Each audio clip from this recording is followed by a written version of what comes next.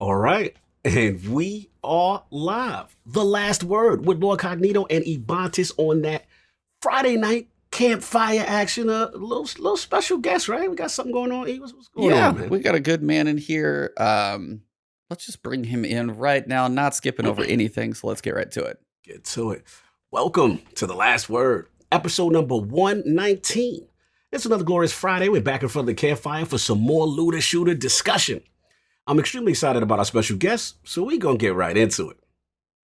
I want to introduce a Lord who is not only a rising star as a young content creator, but is definitely the epitome of pure entertainment. Whether it be his informative weapon breakdowns, PC streaming builds, and exotic raid help, all done within our Destiny community. Introducing the creator and host of the myfi YouTube and Twitch channels, my fellow Warlock scholar, Lord of Recluse, who correctly recognizes Vault of Glass as one of the top moments in Destiny. Live from Kentucky and making his debut at the campfire of The Last Word, my man, Lord myfi. How you doing, sir? I'm doing good, man. That was one heck of an intro. I don't know. You didn't know what you was ready for. You didn't know what you was getting into, huh? I didn't know. What's going on, man? Good to have you, man, at the campfire, man. Good to be here. No doubt.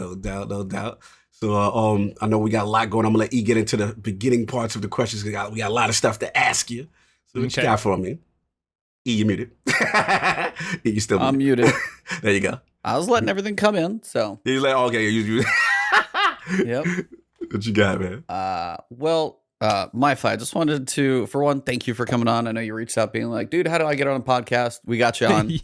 Obviously, I appreciate it. Like, honestly, the Destiny community is awesome about that because there's a lot of people who love to talk about Destiny, and we all have a lot of passion about it. And I like when I was kind of getting a little information on you, why you picked your class of choice. So tell us what your class of choice is and why. What was like one of the things that kind of got you hooked on it, and obviously another point where it completely saved your butt.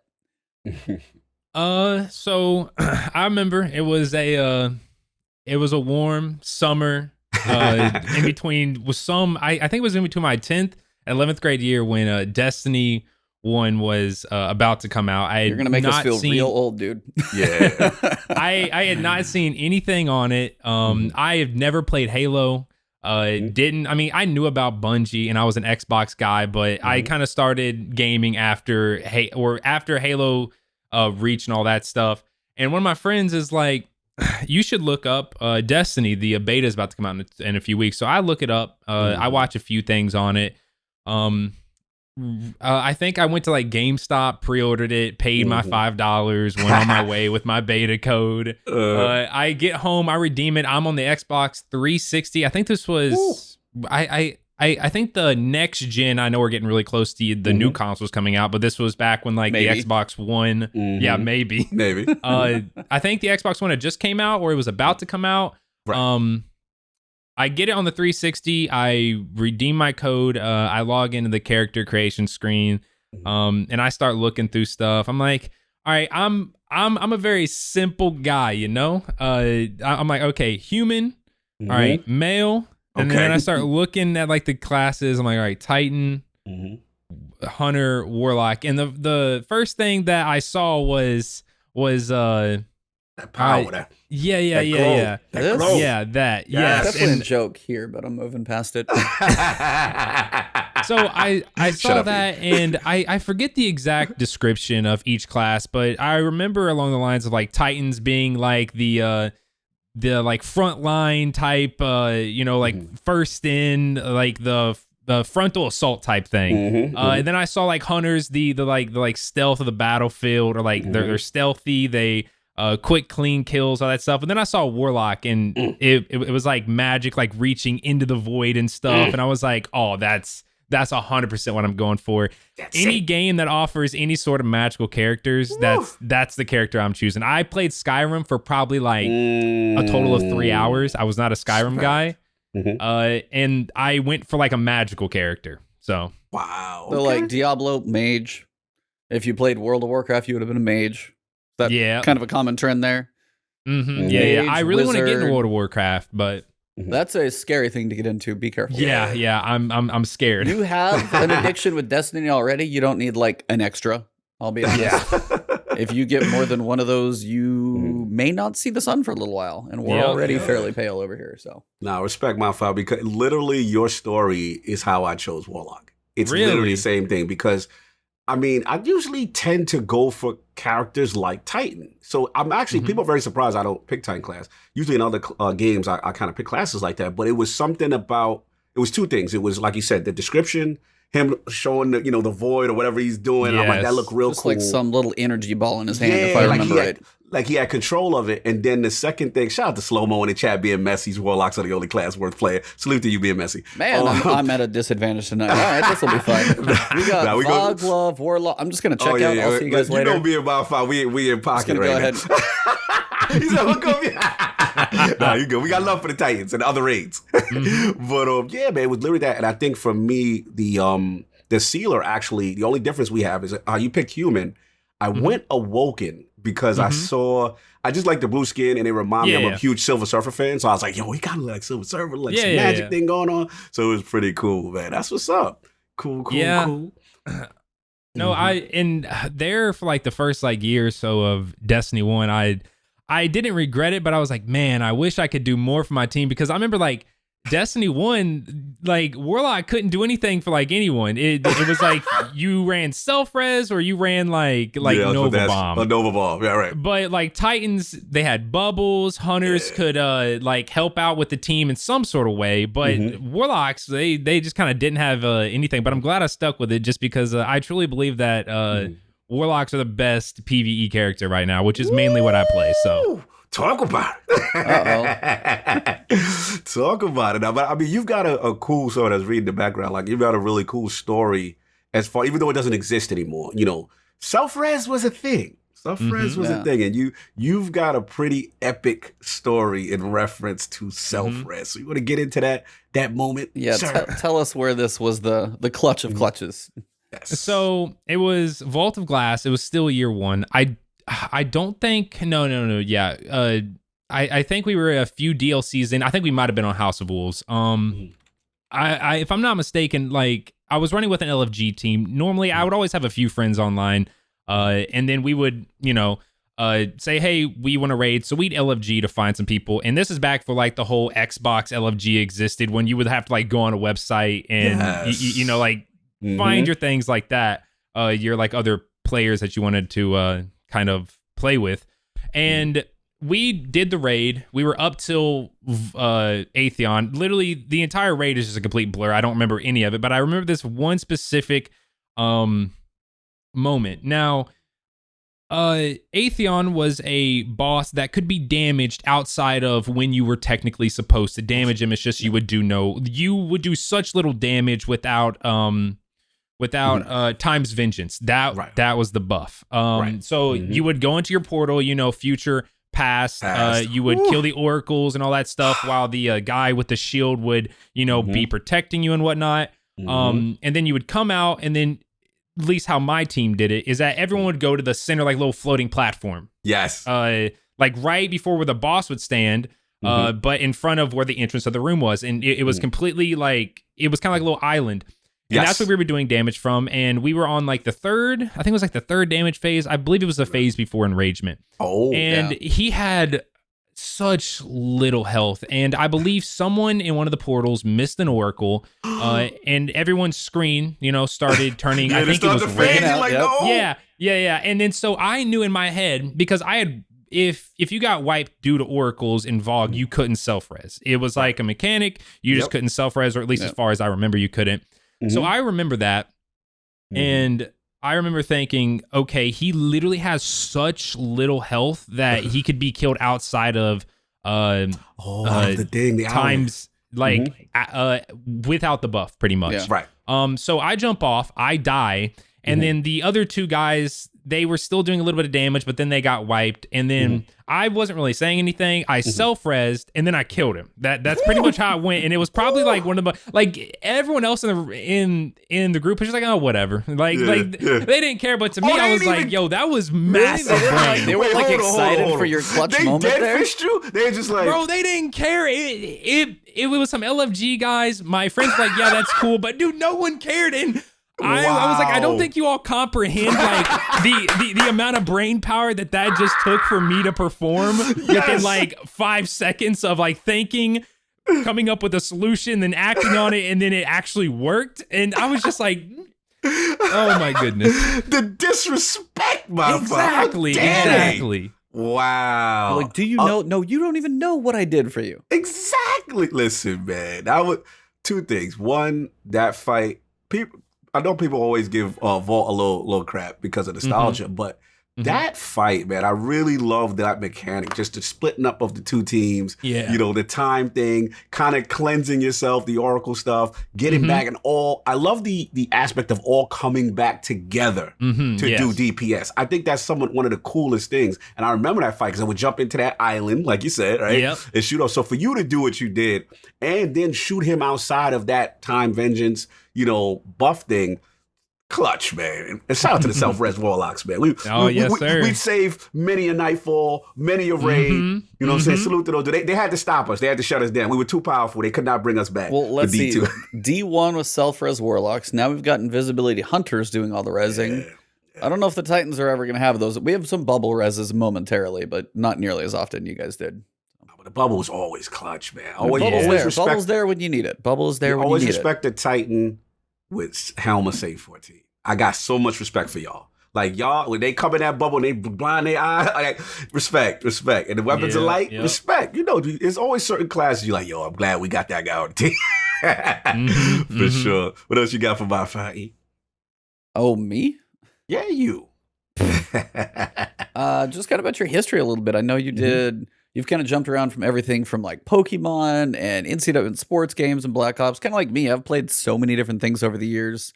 I mean, with some of the nostalgia stuff that comes out, we had like the Mario 35 anniversary come up recently, and then we also have like the Zelda one. Like, how far are there any games that haven't been like either remade or remastered or like anything that you would like to see kind of done in a recent generation or anything that you like played before would like to see again?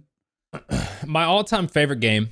And I kind of like to like separate my games. Like my all-time favorite like multiplayer game is of course Destiny. But I'm a massive single player person. Like I love my single player games. And my favorite my favorite single player game of all time is Fallout New Vegas. People have tried going on the Fallout 4 engine and like remaking pretty much the entirety with voice lines and everything of Fallout 3 and New Vegas, and each one of them always gets shut down by Bethesda because they're too close to the original, and I think it starts infringing on copyright. But if I had to choose like one game that I could have like come out within like the next year or just get like an official it's happening, would be a remake for Fallout New Vegas. And then of course Destiny 1, I would say I would love to see it like ported to PC, but I mean we're getting so much stuff out of the Destiny content vault coming in Beyond Light that it's pretty much the same thing. No doubt. I want to shout you out on that. That's a huge gem right there. And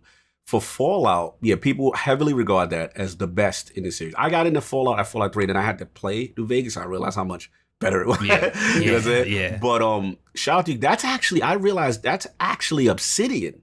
And that's when I became a huge fan of Obsidian, especially now that Microsoft signed them as a studio. Because I didn't know they were behind so many of the games I liked. And I'm like, I just thought, it was the Bethesda banner and Bethesda does everything. And I didn't realize it was actually them. So salute to them. And you might want to look into, I don't know if you tried Outer Worlds. Have you tried that? I have not tried Outer Worlds. I've seen some things on it. I remember when it first came out, it had some like really negative reviews and stuff. But apparently since then, it's gotten really good. You should check it out, man. It's your people. It's your people. It's Obsidian. It's the New Vegas group.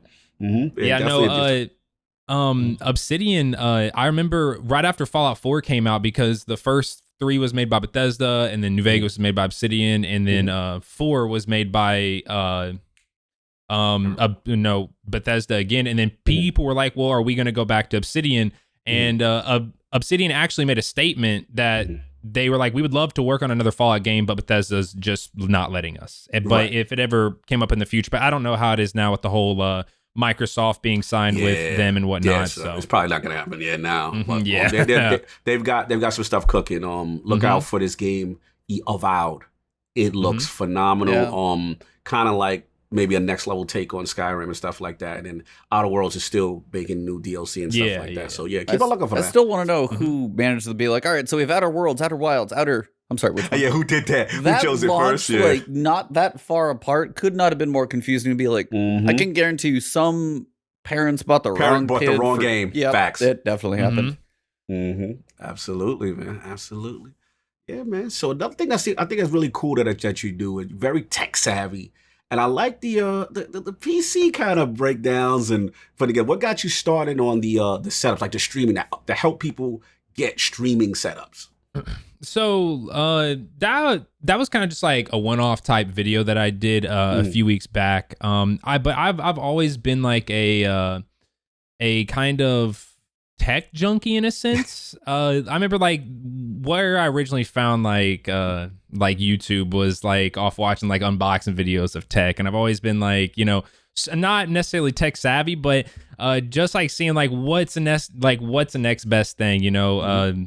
And then eventually, I think it was late last year, I ended up building a computer. And I remember I got like all my knowledge, all my information from just like, you know, people on YouTube that like to talk about it, Reddit forums, stuff like that. I eventually built a PC.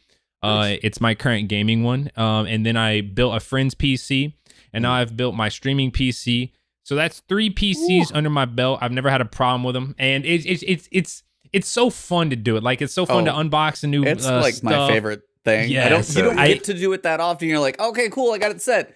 Hopefully this thing lasts me for 3 years, but I wish I could build one every few months.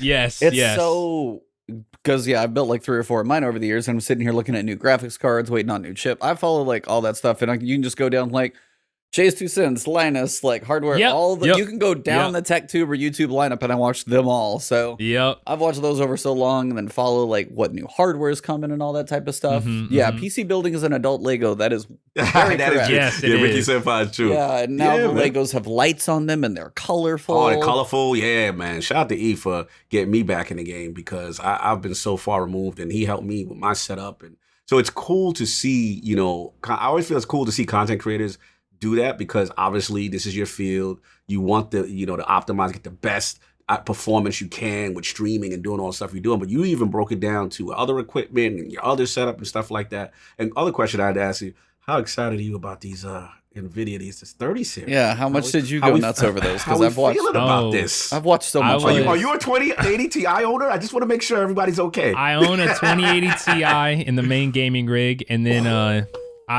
whenever I built the streaming rig, literally everything was sold out. It was either sold out or double MSRP. And I was like, with the new cards around the corner, I'm just gonna cheap out. I think I bought a 2060. Threw it in the streaming PC. It's totally fine. I was like, I'm just gonna wait for the new cards, and then I'll take the 2080 Ti as just a joke, because you don't need a graphics card that powerful inside of a streaming rig that relies off of your CPU. Right. So once they come out and I get my hands on one, I'm going to take my 2080 Ti, throw it in the streaming rig, and then I'm going to throw the new one in there. Ooh. But I am excited for these cards. One are you looking at? Which one you doing? Yeah, we got to know. What's 3090, 100%. Oh, you going balls to the ball. He ain't playing no games out here. 3090, and I'm waiting for Asus to release their partnered one. Yep. Yeah, the Asus one, just Asus is definitely one of the best. I have an EVGA 1080 Ti like for the Win 3, and this thing's been solid. But mine, especially, I swear they were talking to me when I was watching the stream. Hey, you 1000 series, you could upgrade down. I was like, because I'm like, all of them are going to kick the living crap out of mine, because the 3070 is as good as yours, which is nuts. Yes. And then the 3080 beats that handily, and the 3090 is just an absolute monster, but yet still less than a Titan cost this current generation, which only is about a week longer, which is just, it's so like 15. People are saying $1,500 is too much for a graphics card. And I'm not saying it's not extreme. Believe me, don't get me wrong. That's a crap ton of money for a graphics card. But the Titan being $2,500 for the 2000 series Titan. Yeah, $2,500. and this thing's $1,000 cheaper and just destroys that like it never existed. Like 24 gig of RAM, 10,000 CUDA cores. I mean, we're talking just gobs and gobs. I mean, they're sitting there. Now, granted, they were playing some 8K at 60 frames per second, and I was just like, I still don't know if I believe what settings those were on. They said it looked pretty, but and we need either benchmarks, way, sir. Yeah, either way, there's a whole lot of things that can change. But now, like a 2090 or 3090, playing like 4K 144 hertz. Now those monitors that have been like waiting in the wings to be like, at some point, you're going to be able to use me.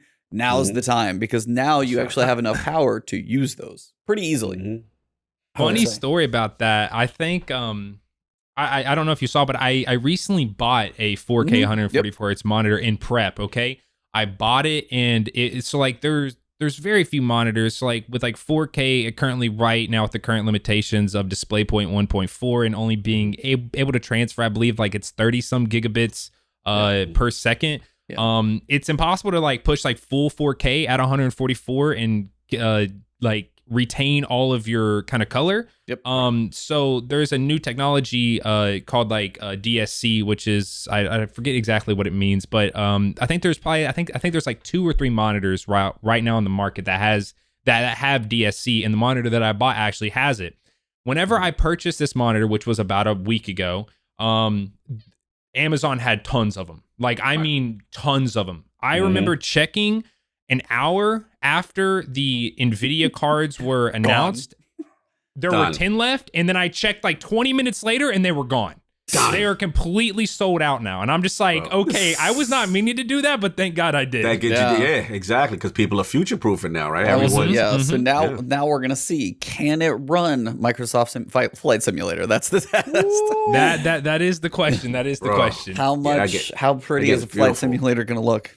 That game's beautiful. I don't even have the card to really maximize. It's beautiful, but it's like it's like the new Crisis from what I hear. It's like, how much can it make your rig sweat? Completely, just handily, just pouring sweat. Absolutely, and it'll run out your SSD if your SSD game ain't on.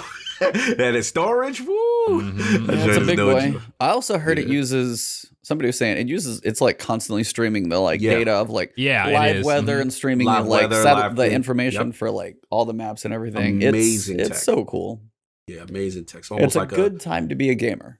Yeah, it is. It is. We're gonna get some pretty games and potentially some consoles, maybe. Yeah, so I wanted to ask you that actually. Xbox, PlayStation. Have you always been PC? Do you lean any way? What are your thoughts about this? Just this game of chicken on this tightrope that at some point is going to come to an end. Just where are you standing on all this right now? I was just curious if you're like, I just spent like all this money on crazy graphics card monitors. You guys do you. I'm going to be over here, or if you grew up on either one. I was just kind of curious. So I grew up on the PlayStation 1 and eventually the PlayStation 2, and then eventually I switched off to the Xbox 360. Sounds about played normal. on the 360. Yep, played on the 360, and then eventually switched off and got an Xbox One. Played on the Xbox One for all the way up until last year. All the way up until last year. Wow, you stood loyal. Yeah. And like that was the only reason that I stayed on there was my friends were on there, and I was just like, well, it says I have like 6 years on here now. I might as well just keep it, right? But no, it wasn't until this past year.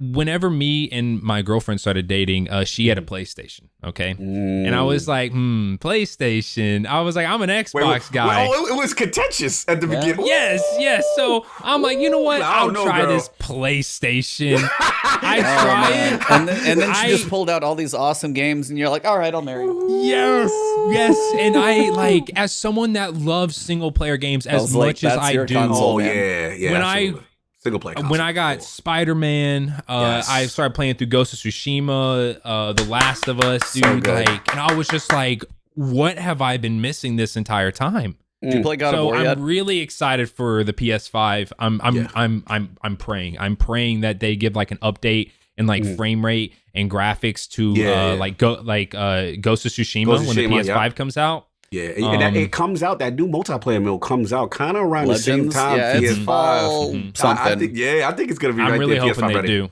Facts. Legends will be good. Did you play God of War? I have not played God of War. I have not. I have never played a God of War. I had never played one before at all. That's the one. Just play That's that the one. Just play that one. Just play the most Just play that one. Yep, Yeah, just play that one, bro.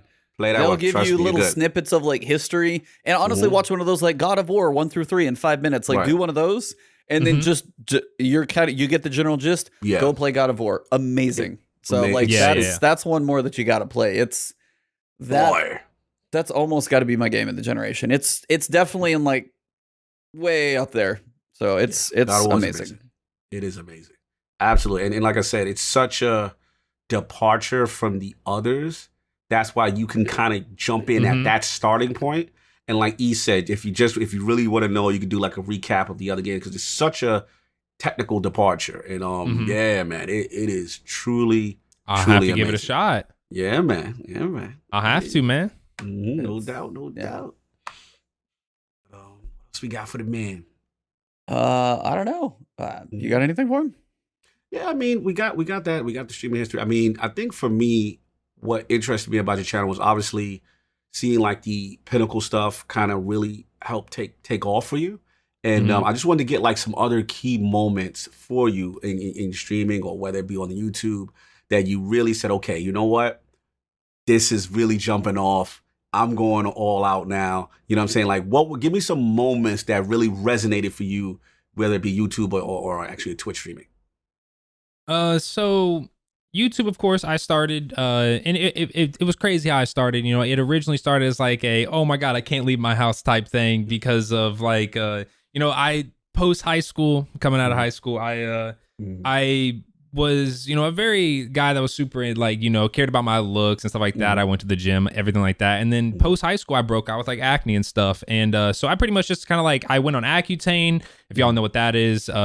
Like my skin literally burnt if I went in the sun. So I was like, you know what? I'm just going to stay inside. So I started recording like videos and stuff. And then, it kind of like snowballed here and there. I bounced around from like Call of Duty, Fortnite, and then I eventually landed on Destiny. I had just moved out of my parents' house, and where I lived prior, I'd never had good internet like all my life.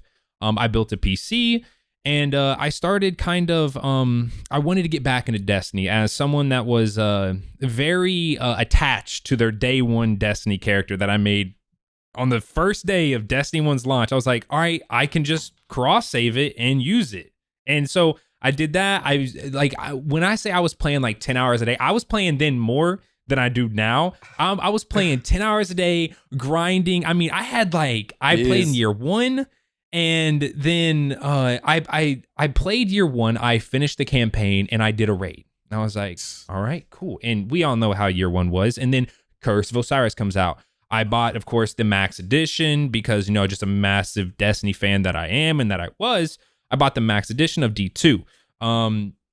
First DLC comes out, Curse of Osiris, finish in like a day. Second DLC comes out, Warmind, same thing. Yeah. At that point, I mean, I was kind of just done. I was like, you know what? Wow. I'm just going to go off, do other things. I remember Forsaken came out, and I got Forsaken. And now. I played like the campaign. I finished the campaign, and then I was like, you know what? I'm done. So I had the entirety of Forsaken. I had the entirety of all the Forsaken DLCs to catch up on. I mean, man, I remember like grinding Izanagi's Burden from start to finish, grinding all those pinnacle weapons from start to finish, trying to catch up on all the raids, trying to do literally everything. I gotta back you up though, because you said something that broke my heart. What was it? What was it? All right, so you did the Forsaken campaign, you avenged Cade, and the Dreaming City didn't wow you. The dungeons, the Last Wish didn't keep you in. Like, what made you go away from Forsaken? None of my friends were playing it. I had no one to raid with. That will definitely that would do it. I've been there. At this point, I had only finished the Red War campaign on one character. And this was back before I think you could just skip the Red War campaign. I don't remember when they implemented that in. But I hadn't finished that. I had like, I felt like I was so kind of, there was so much for me to do, and like I didn't know where to start. Yeah, that's true. No, that's a very valid point with Destiny at that point. They didn't do, that was when me and E used to talk about it. They did a terrible job of onboarding people who returned to the game or new to the game. And Yes. they try, you know, but I agree. It's still not the It's a little bit greatest. better now. It's a little bit better now, but back then it was literally just a whole bunch of icons, and you don't know who to talk, what's priority. You don't know what you're supposed to be doing first. So I will give you that. That is definitely something I can completely understand where you're coming from on that regard. But continue, sir. Yeah.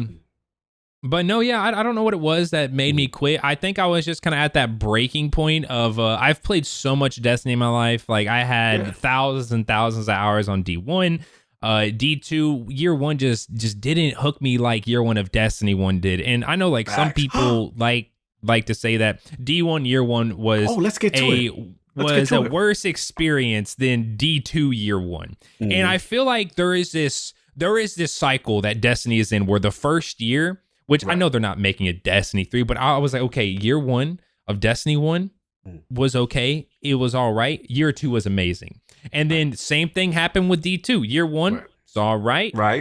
Second year was amazing. But like, I didn't really, I don't, it's just something about like. And the third year is kind of like, it's not as good, but it's like, hey, we're better. We're better than we started. Yes. So let's just get to the magic question since we bringing this subject up.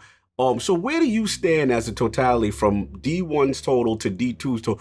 Which side of the camp do you stand on as far as which Destiny is better for you? Oh, D2 100%. Wow, he's loving this. He's loving this. D1 is cool. I love D1, but the amount of content, like if you put someone down in front of D1 and you put someone down in front of D2 and you're like, play the entire game, do every single thing. The person, I think it's completely subjective and opinionated about which one they might enjoy more, but the amount of content is undeniably more in Destiny 2. There's more to do. Content. Okay, I got you. I see what you. But in enjoyment wise, if you were to like wipe my memory and, you know, I was told to play D1 and D2 and tell me which one that I thought was better and say they were both at like the same, you know, I could play them on PC and all that stuff. I didn't play one on console, one on PC and all that. Oh, that's a hard one. I think I would still stick with D2. I gotta respect it, man.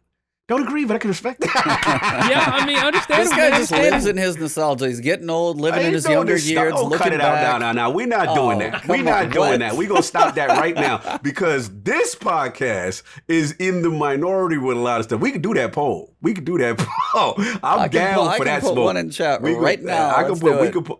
This is last word. A lot of people agree with you. No, hold on. No, we got to do the Twitter poll. We're going to do the Twitter. We're going to take it to the world. We're going to see where people feel on that. Yeah, shout out to Ricky, say he blasphemous, but it's all good. Now, listen, man, I get myfi. I do get your point as far as content, right? And one thing D2 has done really well is that consistent, you know, drip of content. Yeah. Always something to do. You know, kind of stuff. And I get it. I completely get it. It just comes down to, this is subjective, all right? At the end of the day, all this is subjective. It's all personal preference and stuff like that. I think for me, the reason why I stand so on the other side is that I just feel that D1 was a little bit more of a hardcore leaning MMO experience, and that kind of suited my thing. Also, you know, as far as the end game mechanics and stuff like that, I don't feel that, shout out to the cars going by. I don't feel that, I felt like D2 really held your hand and made it 100%. too accessible, right? And then they had to find that happy place. And my last argument against D2, and much as I love where D2 is now, I felt D2, there were way more moments where I quit the game, where I'm just like, this ain't it. Whereas D1, I felt I didn't quit the game because the game wasn't doing what I liked.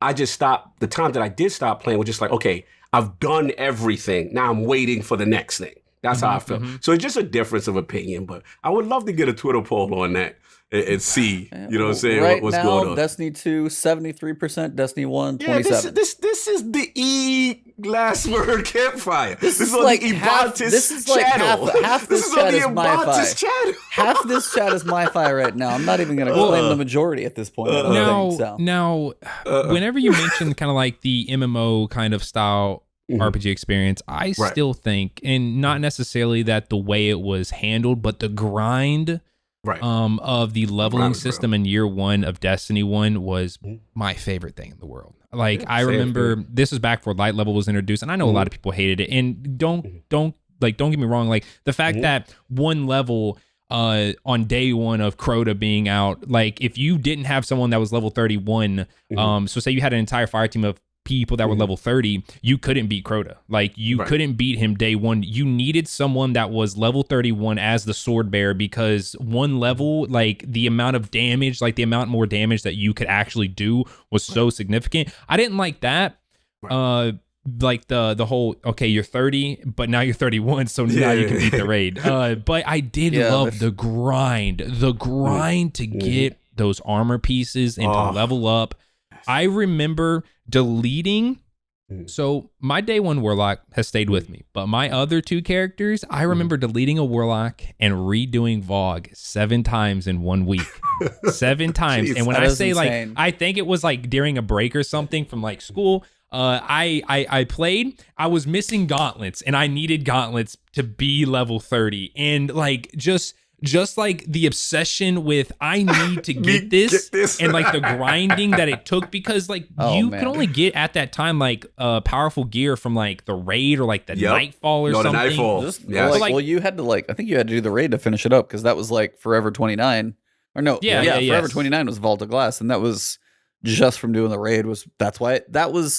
That was why a lot of people did a raid, and that's again where I will agree with you on that piece, is like the end game. I'm not saying it's all, I'm saying piece. You don't even like, it pains him to agree. I love this. Continue preaching, sir. And I'm going to get crap for this from probably half of the people who play Destiny, but like doing in-game content is what should get you to max level.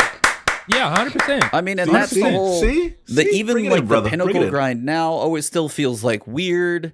Because like they've kind of like lessened that one to be a little bit, but even the 10 power levels by the seasons feel they haven't quite. And again, I don't know if they're going to do anything this next coming season, and I doubt it, because we already know what the numbers are like for infusion and stuff like that for the future seasons. But the way it was like doing the in game, that was why I rated so much. Preach it. Is because you had to.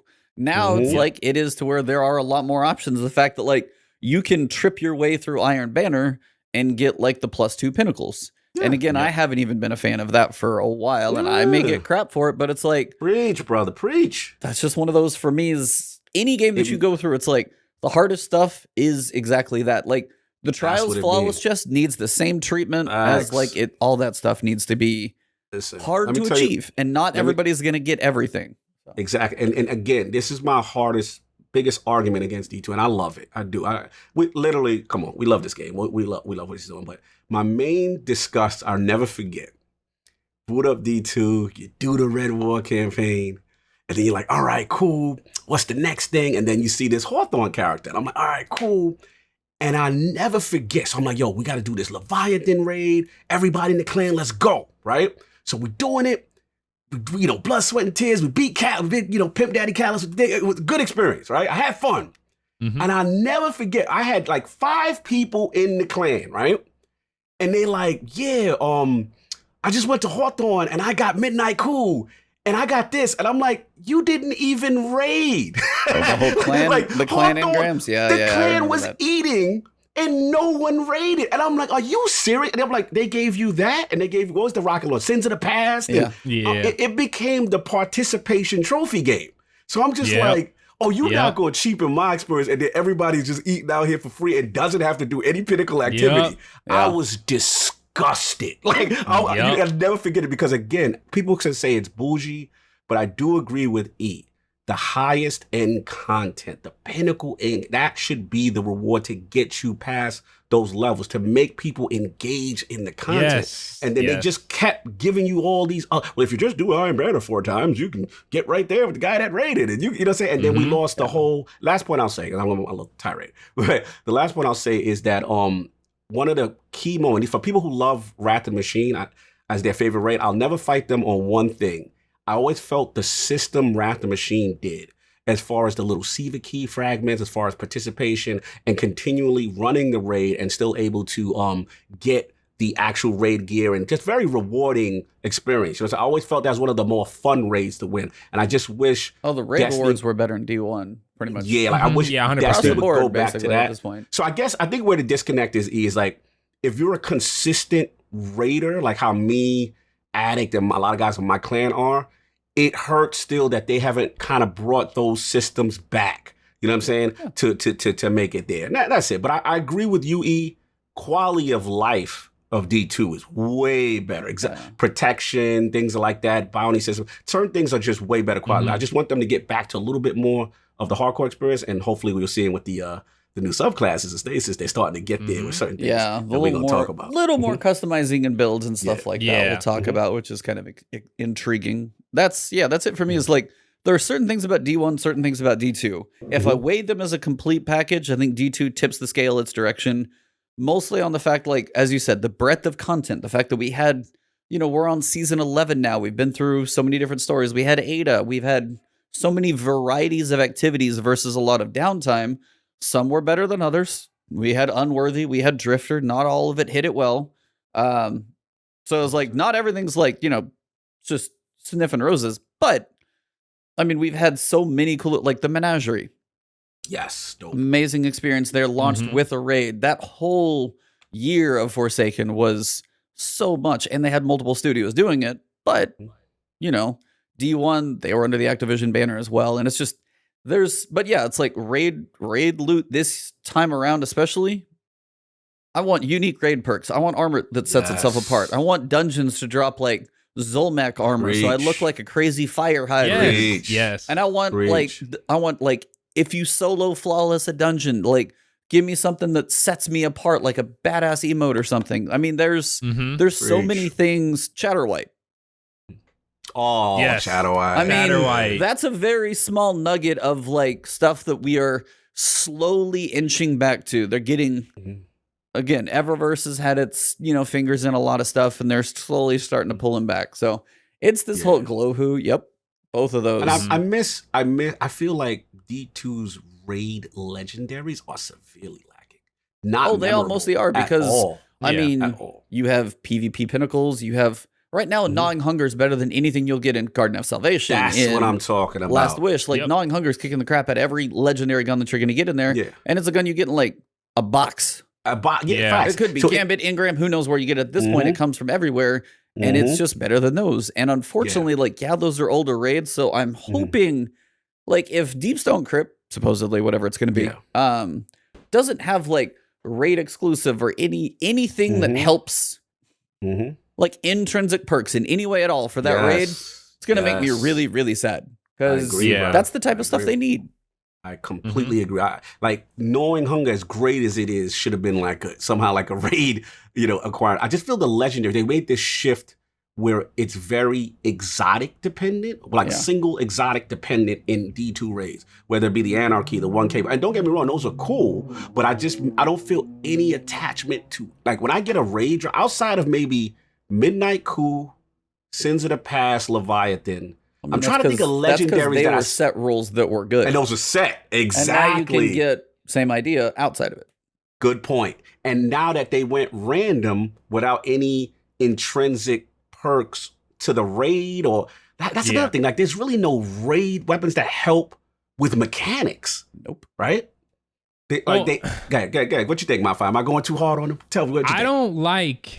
I was massively not. I mean, I wasn't, pitchforks and torches and stuff. But I actually didn't like raid exotics that were only that their special perk was only useful in that raid. I remember Vault of Glass, for example, had the perk where the Oracle thing, you would do more damage to oracles. Mm-hmm. Now the weapons in VoG were still really good, but I would much rather see raid weapons with pinnacle style perks. Example, Master of Arms is only found on Recluse.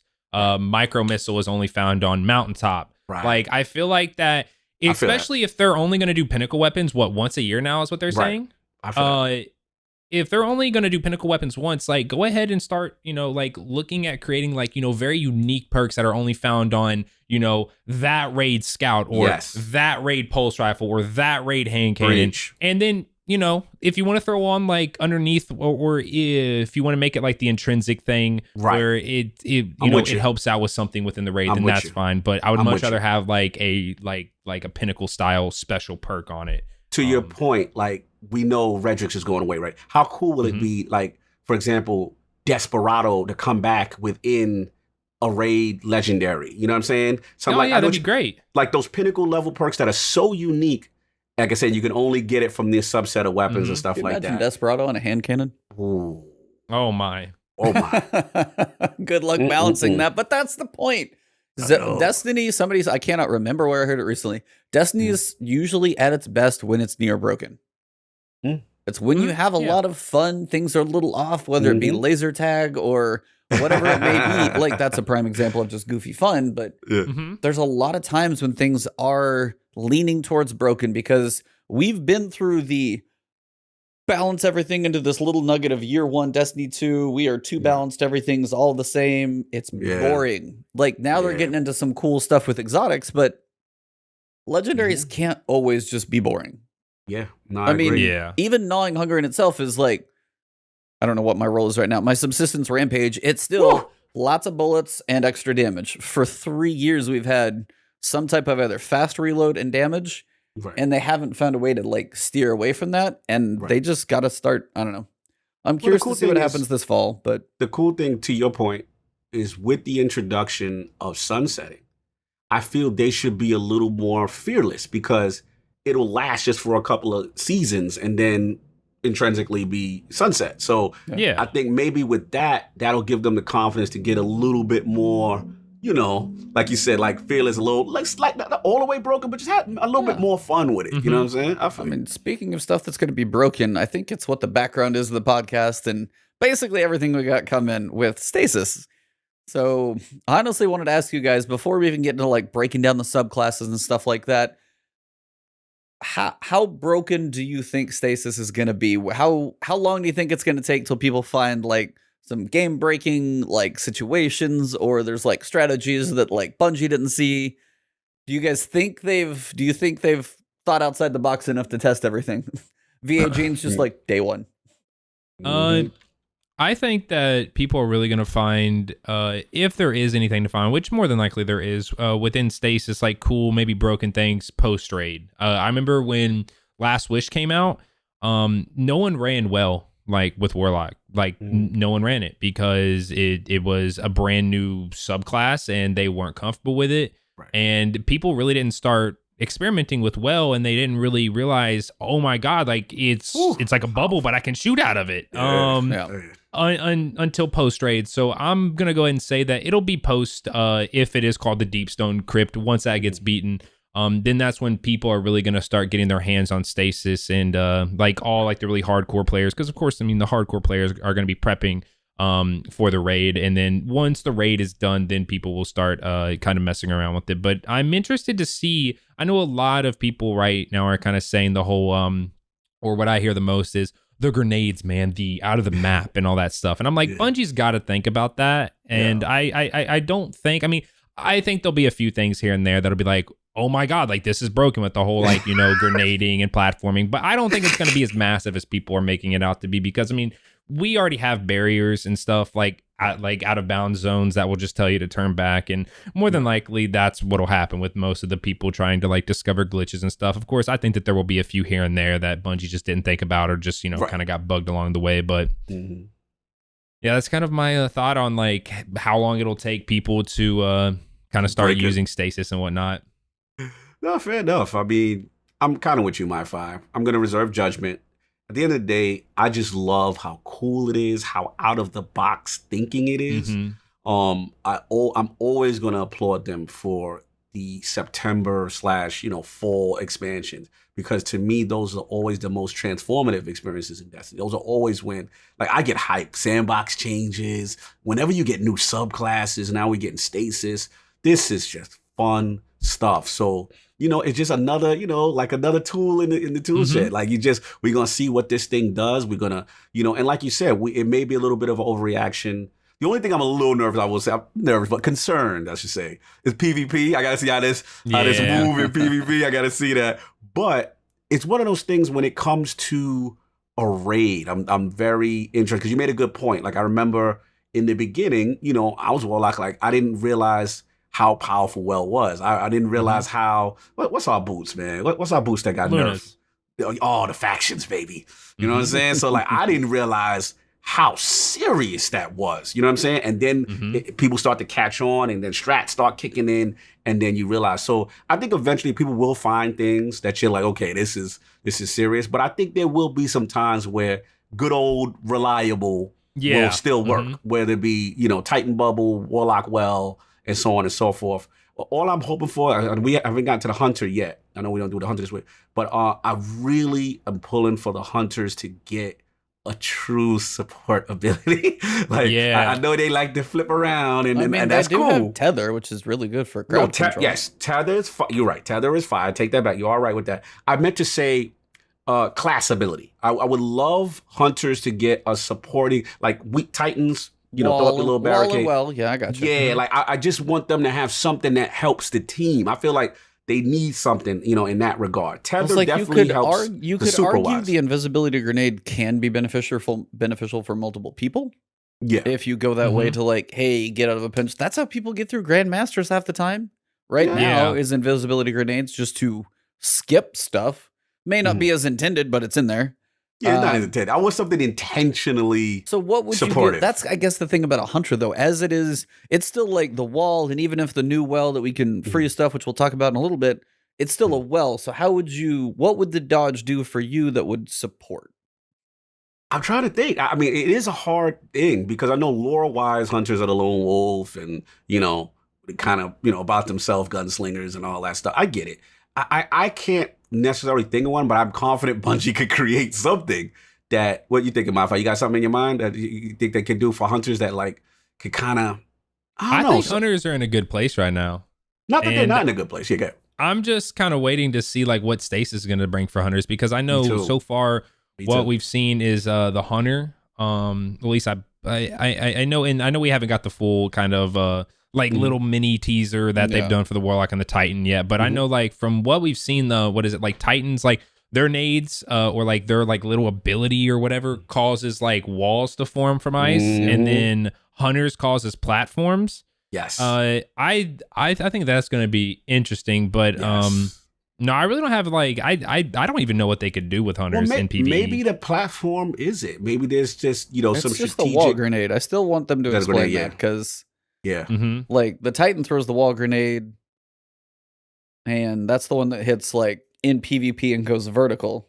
And then you got the one in PvP that's horizontal. I'm still wondering about the grenades because they're the grenades when they show the subclass. I guess we're just gonna jump into that part. When they show the subclass, you have the jumps, and there's two little gray squares underneath, and be okay, those are your other two jumps. You have your barricade for the Titan. There's one other box which would be rally barricade or the towering barricade. And the grenades don't have a little gray box. Yet, in the trailer, I know a Titan has thrown the wall grenade, and then a Hunter threw a wall grenade in PvP. They both have. So I'm wondering if that was just a weird piece of footage, or if each class gets one stasis grenade, which we'll dive a little into more. But yeah, it's interesting. I'm just curious. Like I said, shout out to the Hunters. Ain't no slander. Just just want to know what y'all doing. I'm honestly curious when it comes to stasis. If people can wrap their heads around its capabilities, I guess, when it comes to crowd control, which is what it sounds like a lot of this is going to be, not so much destruction, but control, slowing, freezing, all those things in a raid situation, as you guys talk about, the people who put that to use, for defensive, throw up a wall over here, freeze these guys over here, defending the group, one or two good stasis people are going to be not quite healers, but they're your support crowd control while other people are focused on what's ahead of you, keeping you alive, which if done well, I will be curious if they're at all involved, as you guys said, in the raid, or if they do start shining later. I'll be curious if it's one of those that gets taken advantage of. Yeah. And my last point with that, I also feel with these kind of powers implemented, that it almost suggests that overwhelming odds, you know what I'm saying, that we're going to need stuff to control these enemies. Stuff is just gonna keep on coming because these are powerful abilities, y'all. These stopping enemies in their tracks and just doing all this type of stuff. So I'm very curious to see the mechanics of the enemies that we fight, that we're gonna have to deal and use a lot of these powers. So excited, man. I'm pretty hyped for it. Well, we may as well talk about them. Let's get it. We got let's get into it. two different stasis subclasses broken down in a bit more detail. We've got the Shadebinder, which is where we'll start. It's the Warlock. We know we've got Winter's Wrath. So this is my Warlock crew. I'm going to let you guys take this one. You've got the Shatter Shockwave, which is going to be the detonation from actually the Staff Crystal. And then also the Penumbral Blast, which is your melee, but also seems to be like a function of the super as well. The projectile you shoot out that freezes, and then you have your big explosion shockwave that will shatter. So wanted to get your guys' thoughts just on the two abilities, see what you guys are thinking. Excited, not excited? Where are you guys at on the Shadebinder right now? myfi. So for Shadebinder, I'm still kind of on the fence about the whole shatter one. Like, is it just like, oh, my teammates free stuff and now I get to shatter it? Like, and at the same time, like, can enemies that are frozen only be killed if they are shattered? Like, or like shattered or shot? Or that's kind of like where I'm still like on the fence about like which one is it? I know the whole freezing capability where you shoot the little staff. That's cool.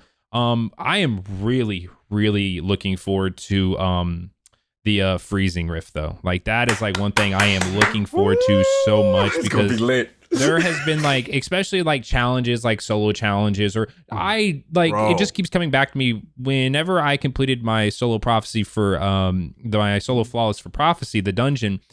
There was a point where I like my strategy for like once like one side was dunked and the ogre would spawn in boss room, I would throw a rift down. And one of the biggest things that I always kind of was concerned about is if I get overwhelmed in that rift. So like before I would throw that rift down, I had to make sure that I had Devour up in case a thrall or something like that would come in and start smacking me up. I could melee him and then get my health back. But like with something like that stasis rift where I can throw it down and then anything around me kind of just freezes. Stop that. That gives me a window of opportunity, especially as a warlock that runs, 100 recov. I could recov like all my health and be good to go. And then I could start, I could be back in the fight. Bro. That's the main thing I'm most excited about. And I know it sounds crazy because normally, you should be excited for the super and stuff, but I am really looking forward to that class ability. I'm with you, bro. I got two exotics for you. Vesper of Radius. Okay. And Sanguine Alchemy. Think about what that could do with the stasis powers, bro. I'm going to keep it honest with you, man. I don't think I've ever used those exotics. You know what? It's cool. It's cool. Let me educate you. I am a Lunas all day. Okay, you're Luna. Salute. No, so I was gonna say for you, for Sanguine Alchemy, that's the one where you extend your rift. That's the one where the rift extended. So here's every the key. time you get killed.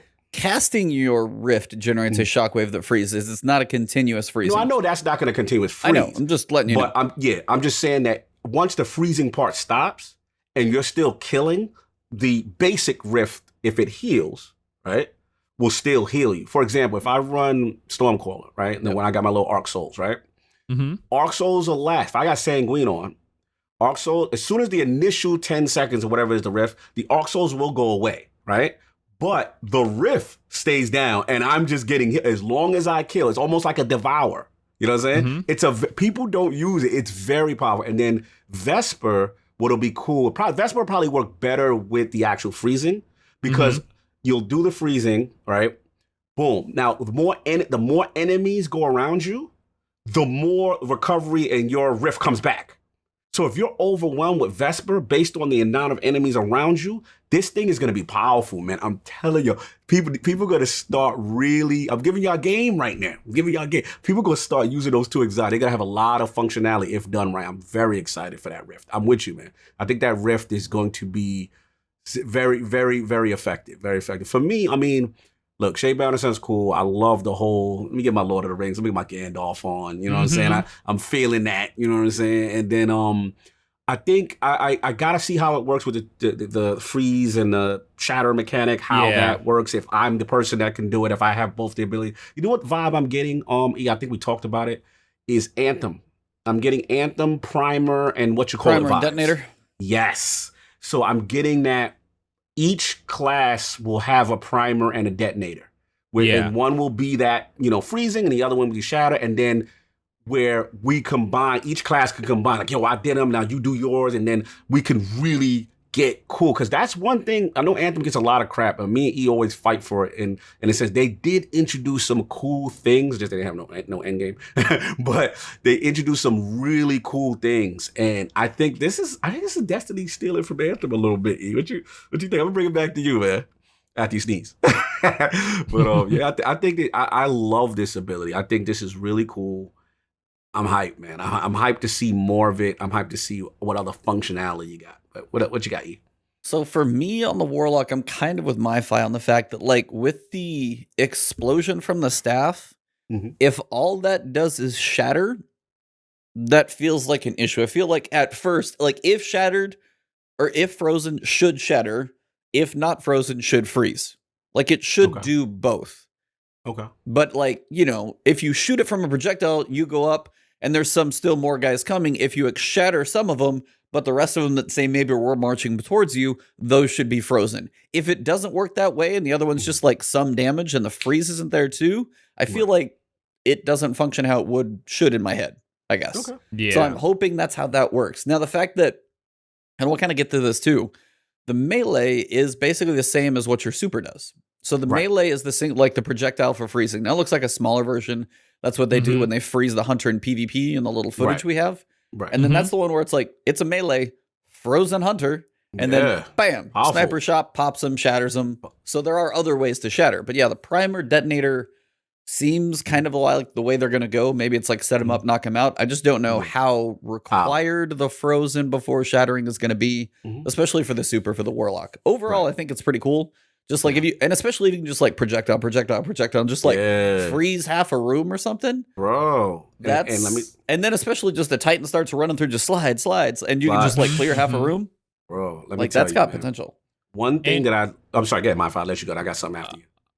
So like my other question is like who, especially for like PvP or you know like PvE because it generates orbs because it is a super, like who gets credit for the kill? Yo, that sounded so KD-ish. Yo, no, I'm being honest. Like, who gets credit for the kill? I'd say whoever if it is a priming and a detonator type style, like who will get credit for the Guardian's death? You could set him up, but if you don't finish him, you only did half the work. You got to be the one that explodes them. But what if you can't finish them because then you failed at your job? Primer. You did half the job.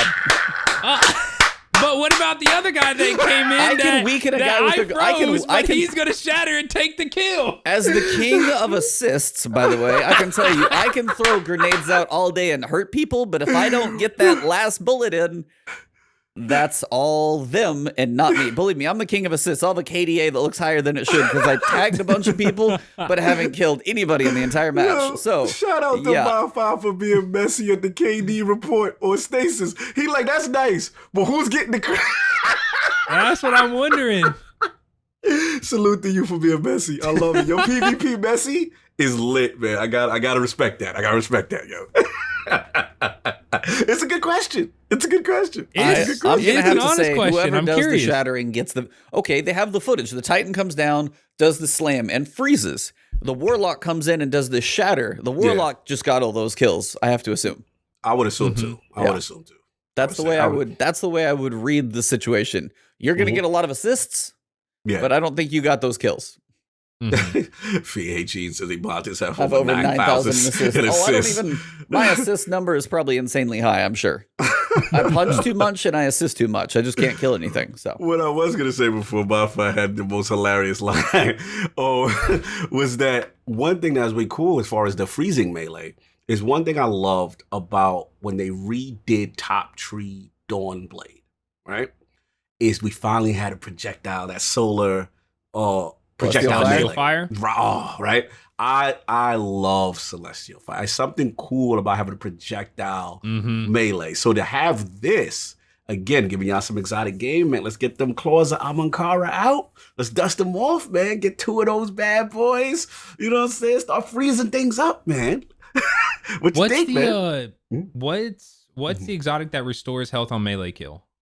Oh, that's my baby. That's what I was looking for. That's almost becoming my number one. You're talking about what is it? No. The little exotic with your fingertips. Karnstein amulets. Yeah, that's it. Woo! Ooh, that was about, those have now skyrocketed to almost my number one as far as hardcore PvE content, because that slap will keep you alive. You get that continuous energy going up to keep you. You know who uses it too? I gotta shout him out.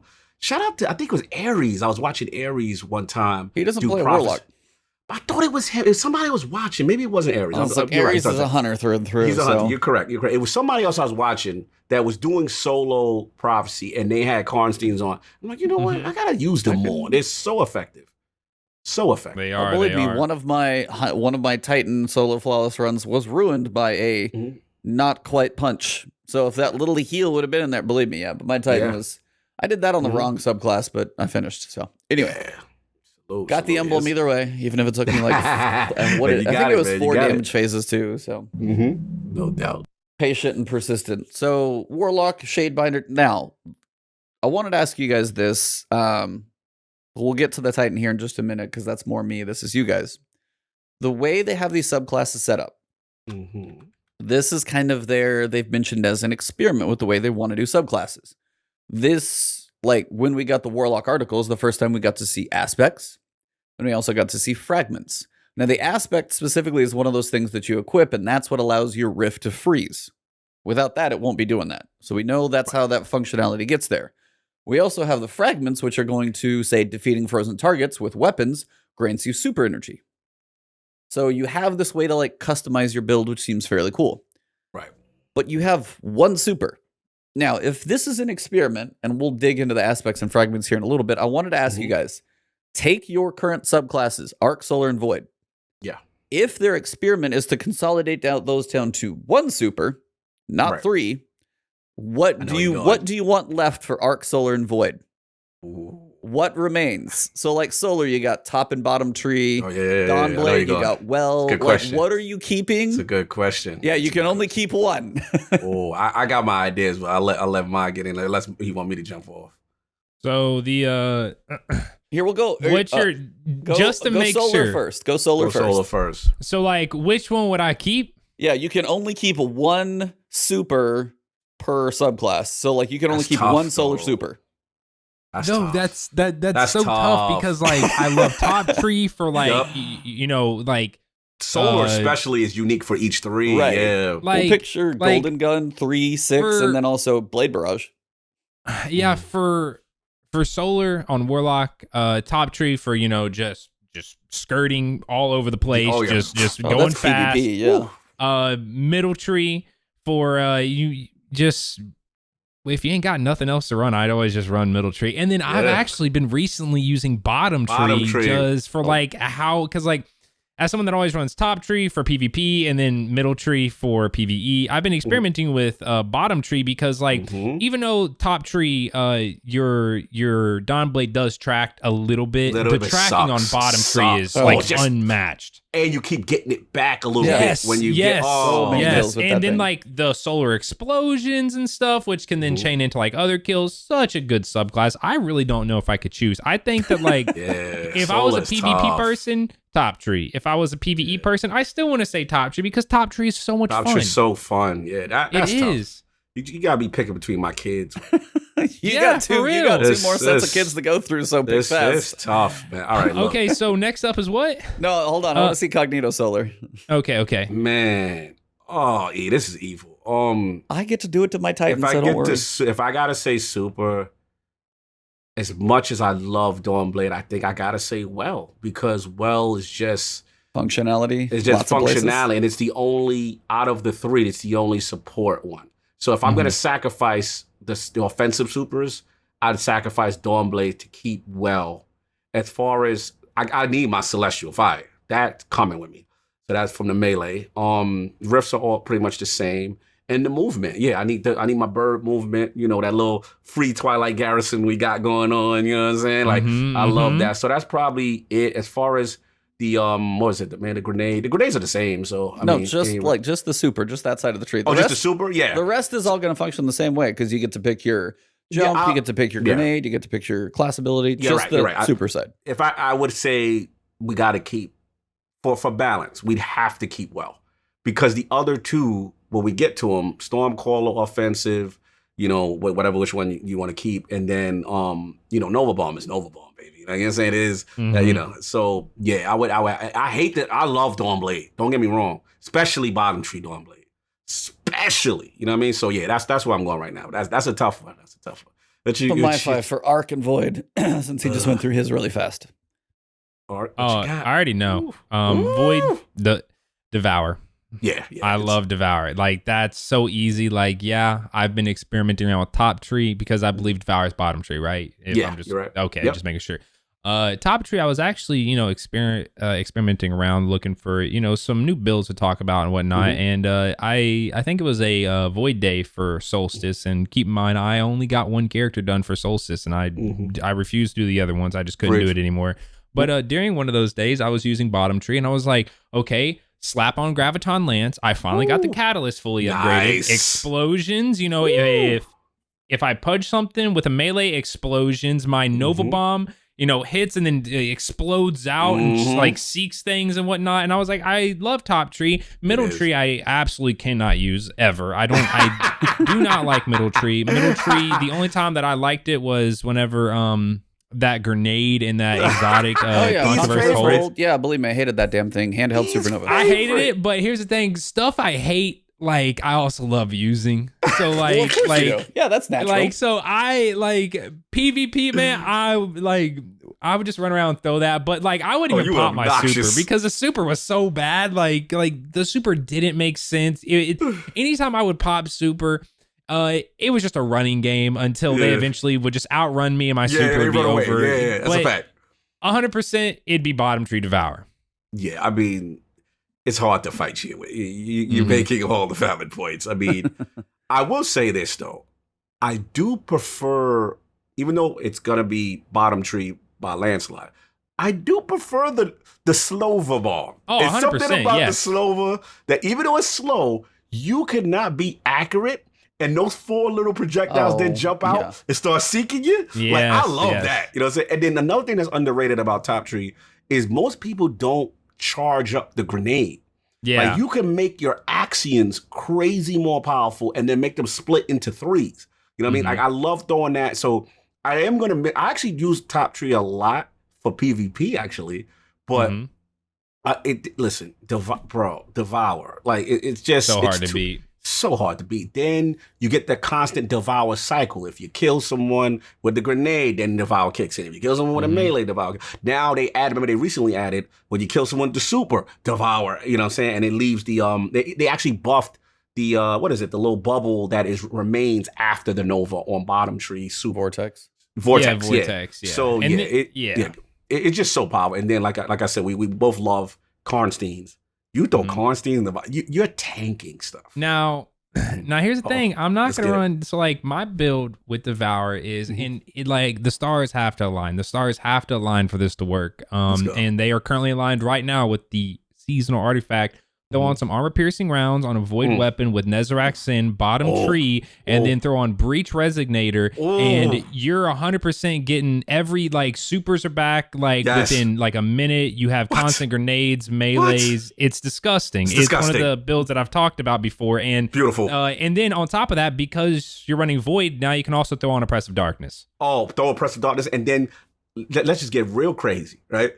Let's just void out if you have a kinetic with osmosis, and that becomes void. Then whatever your middle and you void out and you got Nazareth on and you just get an ability. Devour is nasty. Devour is nasty. With Guillotine, we will lock them right now. Hold on. That with Guillotine, and what's the Lucent Blade, the new joint, bro, with the keen that kick in, I could solo stuff. Like it's really powerful. So I would have to give it up to you on that. Now, one last thing before we move on.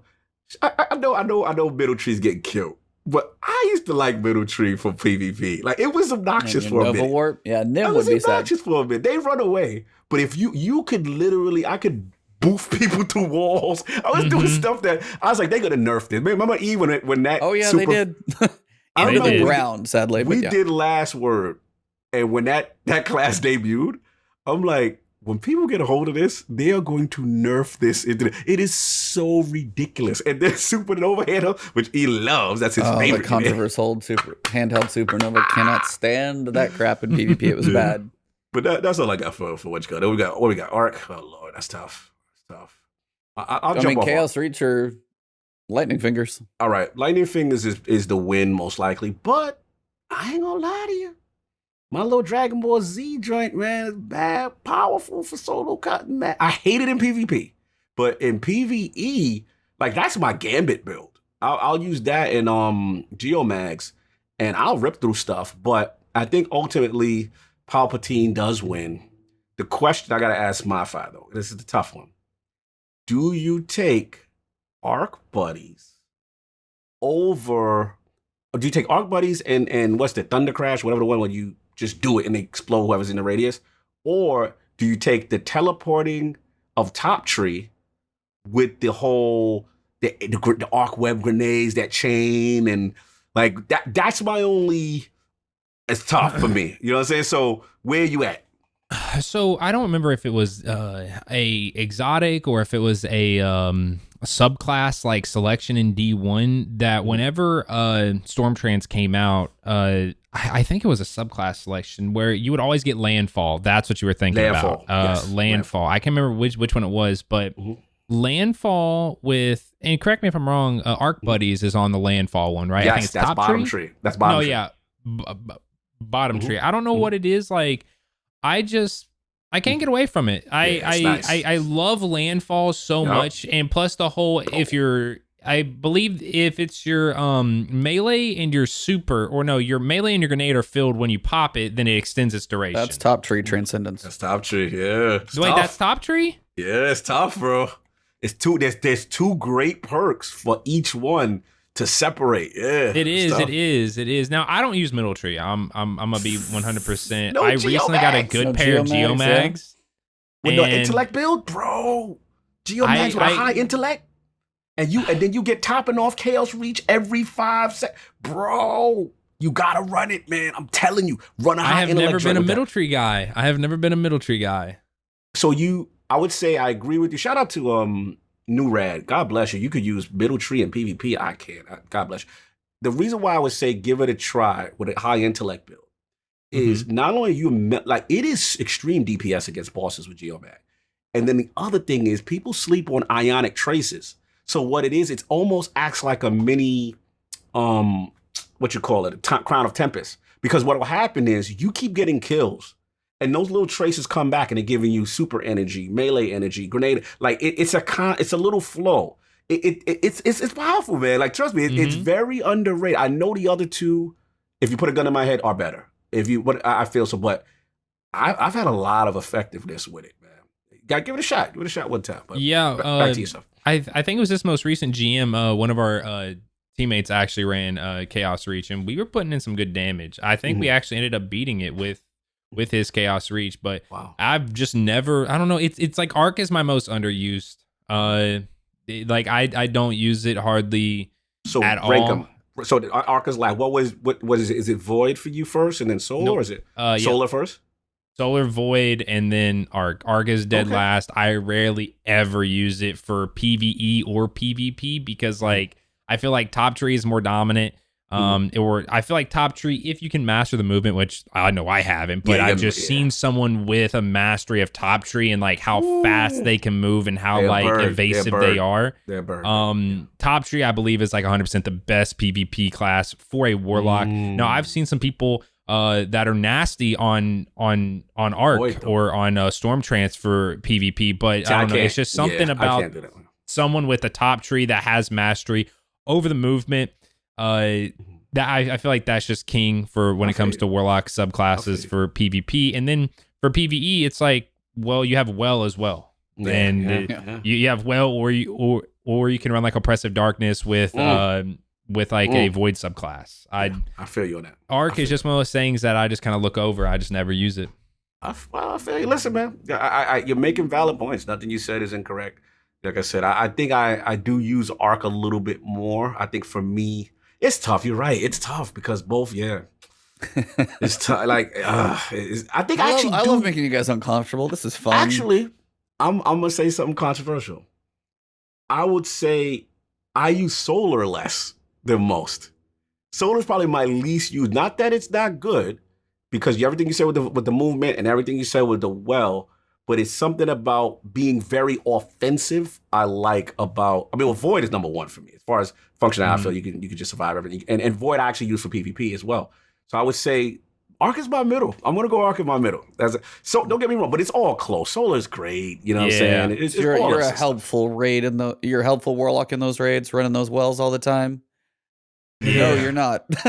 I know I use it when I have to though. Yeah. I use it when I have to, but I don't like to just be that sole use. But it's super effective. So I mean, I don't know if that's what they're going to do, is actually slowly roll that out. Yeah, I was literally talking to one of my streams about this stuff too, and I'm saying potentially if we get Stasis this season, the experiment of how they rolled out the subclass, they kind of narrowed it down to one. We'll see if aspects change stuff up with the super, see how fun those are to use. I was wondering over the course of this next season if they want to be like, okay, we're going to spend each season on a subclass and be like, season 13 is Arc, season 14 is Solar, season 15 is Void. Do you think, I want to see if you think that's how they could, make that shift over the course of this year? I think so. I think this is the ultimate evolution of where things are going. I think they've continually repeated. Luke Smith has continually repeated. We like they donned the MMO name finally, right? Remember before they would dodge that. They want to get back to this hardcore stuff. I think that, Stasis represents the direction they want to go with Subclasses, which is a little better, some D1 nuances, but an evolution of it and making it better. And I love the pick and choose.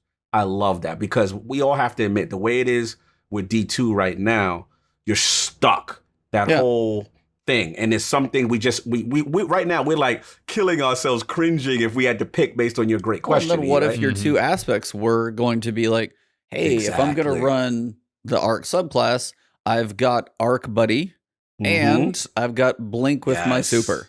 Yeah, bro. Like, I mean, and you choose to put those together. Choose the joint. And that's what I miss about D1. That having that customization of your subclass is so powerful. That's what I miss. And this is D1 stuff. Why I love it. You know what I'm saying? It becomes personal. It becomes your Warlock build. Yeah. You know what I'm saying? Like, I mean, there will be an optimal, but yeah, you can still. I'll enjoy watching people like the Cammy Cakes, like the Drewskis, who like dig into the tiny little nuances of this one little build and make their little nugget of their own build that nobody else thinks about. And they're like, I'm just the counter to you. And it took a long time for them to make it, but those are going to be the fun ones to see all the variety. Yeah, my last point, and shout out to Halton, it's not an MMO yet, I agree, but this is the direction they want to go. And I'm all about promoting that. That's what I'm saying. Like, they took away, that's why I was so angry with D2. They took away my choice. They told me I have to do this with this cloud. I'm like, since when? Why are we doing this? Like, why can't I pick and choose? I remember Solar, Viking Funeral, and this, and picking the type of Nova Bomb I wanted, and like that's what I miss. But go ahead, myfi. What you think? You think this is the evolution of this thing? Yeah, I'm gonna have to go ahead and say that. I mean, I don't see anything like where I could potentially counter argue that it should stay the same, and instead, or it should stay how it is now. I do like the fact that we're gonna be able to kind of pick and choose. So it's like, okay, I want to run Arc today, but I don't have to run like I'm not bound to the constraints of like what's on middle tree or what's on top tree or what's on bottom tree. I can kind of like pick and choose from within the Arc subclass, and I think builds are going to be really fun. And I'm really looking forward to it.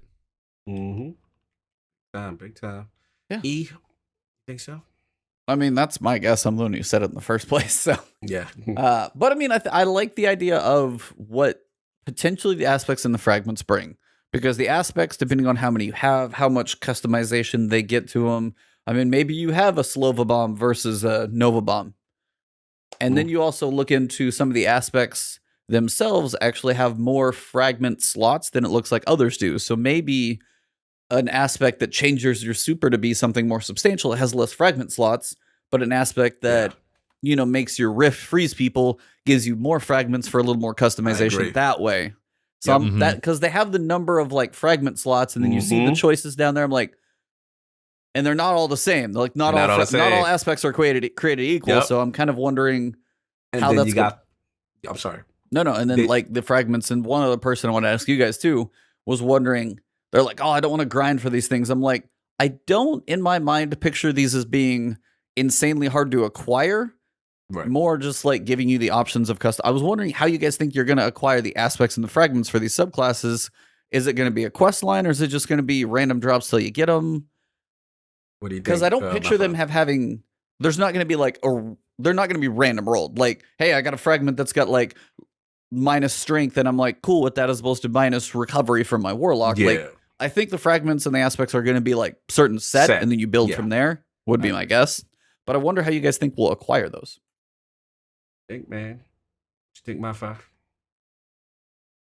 So I would say, I don't know, because like I feel like fragments are reminding me a lot of like mods and stuff. And I remember we used to get mods via like weapon drops, I believe. Is kind of like what I'm drawing from. Right. It's one of those things where I think it's gonna be tied to something. Like it's not just you're just gonna go out in the world and open a chest and find a fragment. You know, like I feel like it's gonna be tied to something. Maybe like armor, or like you'll dismantle it and you'll throw it. But I don't see how it would work with armor, because armor doesn't go on fragments. Where like mods, of course, would go on weapons, and you could dismantle them and put them on a certain weapon you wanted. I don't see, I mean, I remember fragments kind of remind me of like Seeds of Light, just not to that like extreme extent where a Seed of Light was, okay, you get an entirely new subclass tree, where fragments are more of like, kind of like little modifications and stuff. I could see it being bound as like, kind of like, it could be in like Nightfalls and stuff like that. Ooh. Where, because I know like Master Nightfalls or Grandmaster, one of the two, or Nightfalls in general, had a high chance for enhanced mods to drop. Yep. So I think that they'll be kind of like, you can get them here, you can get them there, but if you want to like a really high chance, it's going to be tied to kind of like sort of like an in-game type thing.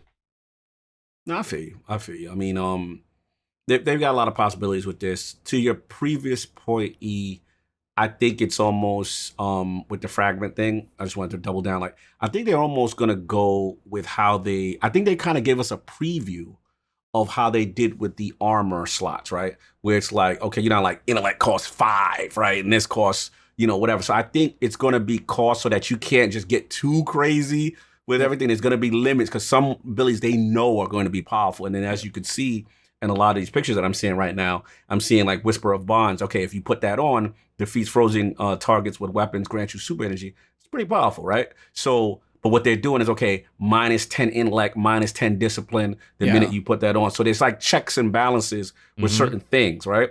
Now I wish they didn't do that so much though. They have to, bro. It could get crazy.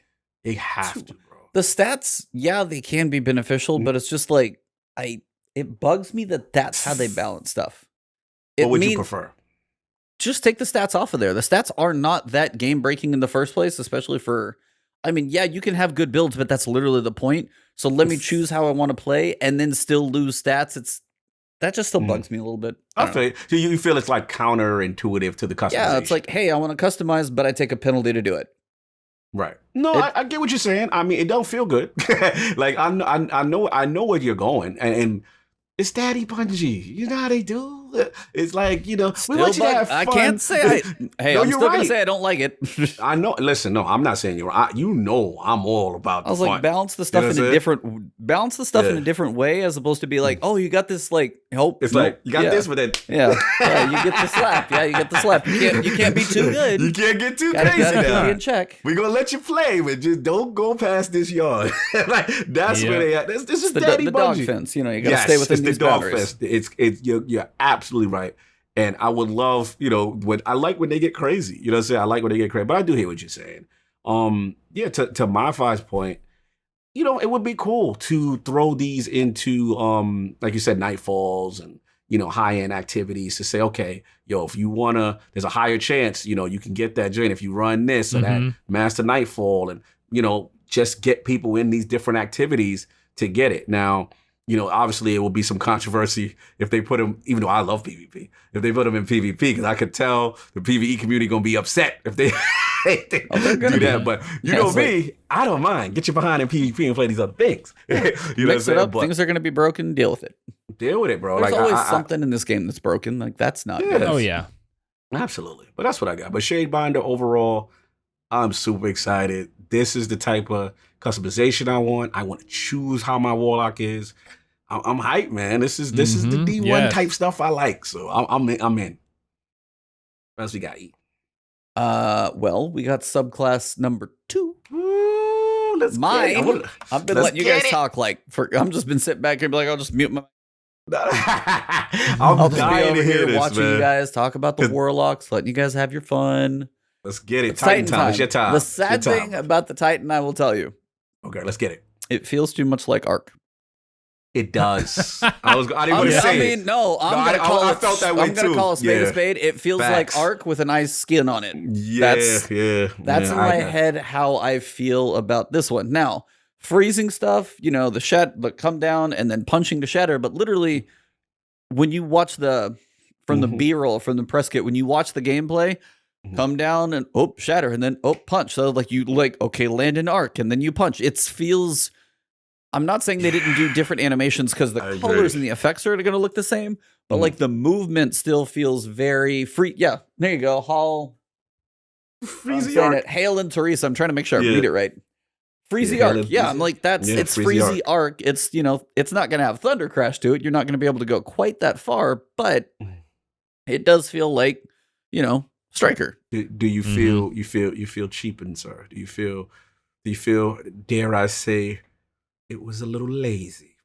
Yeah. Let's talk about it. I mean, for me it feels a little. Now, the melee has more potential. It's got the slowing upon impact. It's got knockback on your enemy, and you kind of plow through what you're going for. So the melee Shiver Strike seems like it has potential to actually do some cool stuff. As for ground control, I mean, the Ice Quake kind of looks cool for the freezing. I mean, it is all about the, prime, detonator, freezing, shatter. So you're going to literally land, shatter everything in front of you, turn around and punch it, which seems kind of cool in theory. But I was like, it doesn't have a different feel. Like you guys, now granted, if you look at the Warlock, that's a Nova Bomb, or that's a Nova Warp explosion. Right, the explosion. And then you have your projectile, which is any projectile. So again, it's like, I guess we're seeing here is we're like, as we were joking, I think last time, where we're like, hey, maybe in Witch Queen we get a darkness subclass from that one, and maybe in Lightfall we have 3 and 3 by the time we're all done with these next 3 years. These don't feel as different as I would like them to get me excited about 3 more, to set everything apart. Because if it's, hey, it's a Nova Warp, but it's got ice on it. Hey, it's a Striker, but it's got ice on it. And what's the Hunter? It's a Blade Barrage with pickaxes. And it's a throwing knife, but it's a bouncy ninja star. So, I mean, and I'm not trying to bash Bungie's work. Sorry, guys. No. But it is one of those. We gotta keep it real at the last word. It's one of those to where it feels to me like these are skins of supers. They don't stand out to be on their own. Like Nova Bomb, Chaos Reach, Blade Barrage, Dawn Blade. So you got Thunder Crash. What? But they all sound so proud of you right now. So they're all cool. These feel like skins of supers with ice.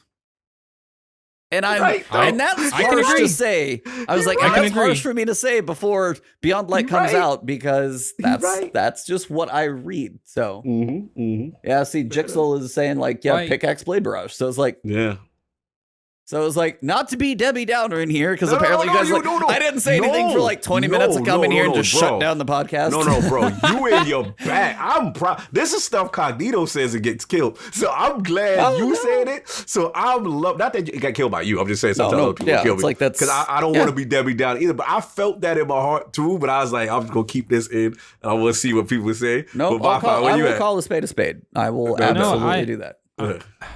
To be honest with you, I'm completely. I kind of noticed the same thing. Of course, it wasn't as apparent with the Warlock and the Hunter as it was with the Titan. I remember, as soon as we saw that first little clip of that Titan Oh. Literally, someone in my chat goes, "Oh, nice, Thunder Crash is back, but it's icy," and I'm like, "Yeah, that's pretty much what it is." But like when you start looking at the other subclasses, it's like, "Oh, like that really is just an icy blade barrage," or "Oh, that really is just a Nova Warp. It's just now you're holding a staff and it's ice." To be honest, I don't get me wrong, I'm looking forward to Stasis, but what I'm more looking forward to is the further what we were just talking about, where you can like kind of pick and choose from each tree. Like that's honestly like that's what I'm looking forward to the most. Yeah. I'm with myfi. That's what's saving me from not going in, right? Yeah. Because I was like, everything E is saying, I felt, but I was like, if I say that, I'm gonna get killed. I was like, they're gonna be like, he's a hater. Well, that's why we share a podcast. If you don't, I will, vice versa. Exactly. So I just want to see what people say. And then once he said it, it's literally the only thing is what you just said, myfi, which I was like, you know what? But I will live with it because they're giving me customization on abilities and how I want to do things. So in that regard, okay, I'm gonna let you rock with your little icy skin, you know what I'm saying, on certain things. And then, you know, whatever. But no, I'm with y'all. I'm with both of y'all. Completely agree with y'all. 100. So it's like, and then Hale and Teresa says it means it might be hard to come up with like creative supers. Like, so you sit there and we joked about, hey, Witch Queen's going to introduce another subclass and then, or an elements, because everything about the Witch Queen and Savathun's always this green stuff. The only element we don't have yet is green for sure. So at some point, that thing feels like it could potentially come with her coming back. We get some like hive powers. Again, if it's like another reskin, it kind of hurts. So it's like they have some cool stuff out there. Yeah. I just hope this is maybe what they're stuck with. This is maybe what we get. Yeah, it's like, and then we sit here and like wonder what exotics are going to come from this. Like, yeah, so let me ask you as a Titan. I'm going to ask you, like, as a Titan, with what you're seeing, you know what I'm saying? You're seeing Tectonic Harvest here. I'm seeing Whisper of Endurance, slow from your abilities, last longer. Like, are you thinking of any builds, exotic-wise, as a Titan that maybe excites you with Stasis that you can come up with? I mean, from what I can see, the Whisper of Durance, it says slow from your abilities last longer. Yeah. The only slow we have is from the melee punch, because that's the melee punch on impact slows those around you, so they will slow longer, and that does give you 10 to strength as a plus, because that's a melee ability, so that kind of go hand in hand. As for builds, I mean... I haven't even honestly thought that deep about it. I've been playing a lot of Avengers, to be completely honest. It's so good, so good. Understandable. Like Avengers has been fun. I mean, so there's a lot of the exotics for the Titan that are, I mean, acting more based on weapons. You got, Dune Marchers with shoulder charge. If it's a shoulder charge type, could be not Dune Marchers. Mark 44 stand-asides. That one. Okay. So that one, if Shiver Strike, because I heard somebody, I think it might have been Miss 5000 Watt said it on DCP. They're like, the Shiver Strike is, someone said it like the most powerful melee they built. Because it does have the knockback, it has the slowing effect, it kind of plows through enemies to your target. And I was like, well, you combine that with Mark 44 stand-asides, you get that back more frequently. That's got potential. Yes, sir. Syntheseps would definitely be one. Chat says Heart of Inmost Light. Yeah, so Heart of Inmost Light is going to be the healing pulse when the barricade is active. Right. Maybe. And then, again, this is like, how creative do they get? Does your well freeze? Do I get an aspect that my wall shoots out a freezing wave in front of it? Where it's like, class abilities freeze. Is there a Hunter one where as you dodge, kind of like the Bombardiers, there's a freezing effect around? Like, is this feedback fence? That might have been another one. Actually, just got one of those. So, like, all of those, I'm wondering, like, is it just going to be, hey, when you're doing, like, here's this little blast of frozen stuff that happens with your class ability? I'm curious to see how deep they go on these things, because they have decent ideas, but they don't always flesh everything out as much as I hope in the beginning. So if we have, like, 3 or 4 of each thing, it's going to be like, yeah, okay, there's 2 good ones, 2 bad ones, we're good, and there's not as much customization. If there are, like, 10 different ones, and they really think them through, and you get some cool customization, and they actually get to a little... powerful aspects to them, then I could get excited. But until I actually think about it, like Helmos 814 can't do anything. Mask of the Quiet One, that's just all the time. That one's okay. I'm literally looking through them. Solar Rampart, solar damage, One-Eyed Mask. I mean, there's only so many. Insurmountable Skullfort is arc melee abilities. There's a lot that are specific to like certain classes for the Titan. that I'm not actually seeing a whole bunch that are going to be. And again, not to hate on D2 again, but again, this is my problem with D2 exotics or too class or ability specific, where that it's tied to you have to use it with this. There's so many exotics in D2 that need love. There's so many that need love, and don't even get me started that our class item doesn't even have like my class item doesn't have stats on it that give a damn. Like you get 3 class items you're done for a year. Like they're very. I feel exotics in D2 sometimes are way too safe. Yeah, way too safe. Well, I mean, that's when you're saying like Daddy Bungie doesn't want stuff to be broken, but then there's 75% of the exotics that a lot of people don't touch unless you're like, hey, let me pull this one thing out for this one little build about this one thing that works for like this one nugget of place. That's my problem. That again, my D1 argument, because let me give you an example. Let's talk Warlock with myfi for a second. You know what's the coolest looking exotic they just debuted? That, what is it, Prometheus Spur? The one that when you're in Dawnblade, when you're in Dawnblade and you kill someone, a rift appears. I'm like, what? Yeah, that doesn't. When am I using this? Let me make rifts everywhere else but where I am. Where I am, I'm just gonna kill Rand. I'm like, okay, you got a build? Oh, baby, myfi got a build I don't know about. No, that's the exotic at the end of Shadowkeep, right? That you got, or at the end of like. I think it was Shadowkeep. Never touched it. Never touched the exotic. I saw one review on it, and I was like, I think it was Imtash's review. And he was like, why would you use this? And I was like, all right, bet I'm not using it. That's my problem with D2. It's so, it frustrates me and the exotic looks so cool. You know what I'm saying? It does. And it's just like, why would it be locked to this very specific, obscure activity? You know what I'm saying? Like, it's even like a class ability like rifts, but hold on, there's all these guys across the map and I just killed them all. All the rifts are over there. Are we going to go over there now? No, I'm still in cover. I don't know about you. Like, I'm not going over there. And then what pains me is it takes them so long, if ever, to rework an exotic that is useless. Yeah. Like, they clearly have there's no way in Bungie they don't have a board with the statistic usage of each exotic, right? There's got to be like 5 or 6, like a bar graph like this tall, 5 or 6 on the top that are like way out here, and then the rest are like 0.1%. Yeah. I'm like, bro, this so, and you know how we feel about exotic armor specifically. Exotic should be exotic, and half of them suck. Yeah, and it's just like they need to be a rework team, right? For armor. The armor gets no love. Well, here's the issue: is like they don't even need a rework team. They need to make them interesting when they come out in the first place. Yeah, like who said finish? He said, you know what Dawnblade needs?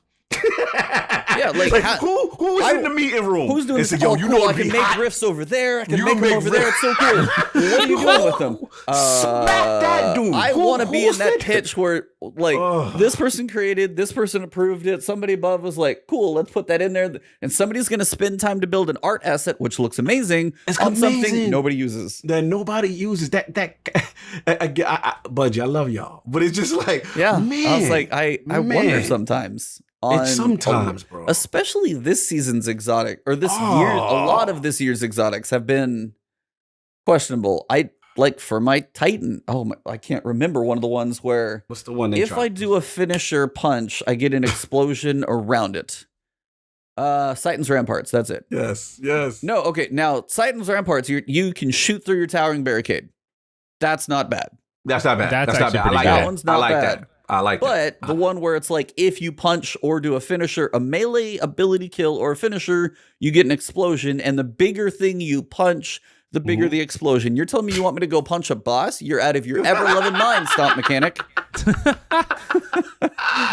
Like, he ain't lying.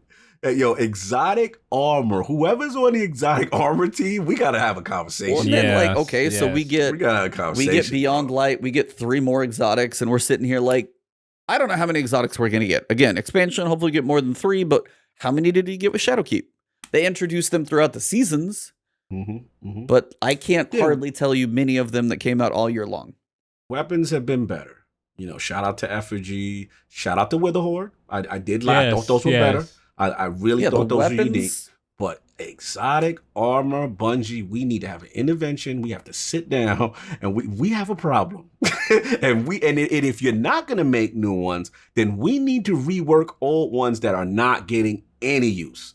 You know what I'm saying? Well, I mean, you had the Sanguine Alchemy that truly like changed its functionality. That was cool. But let's be honest, E.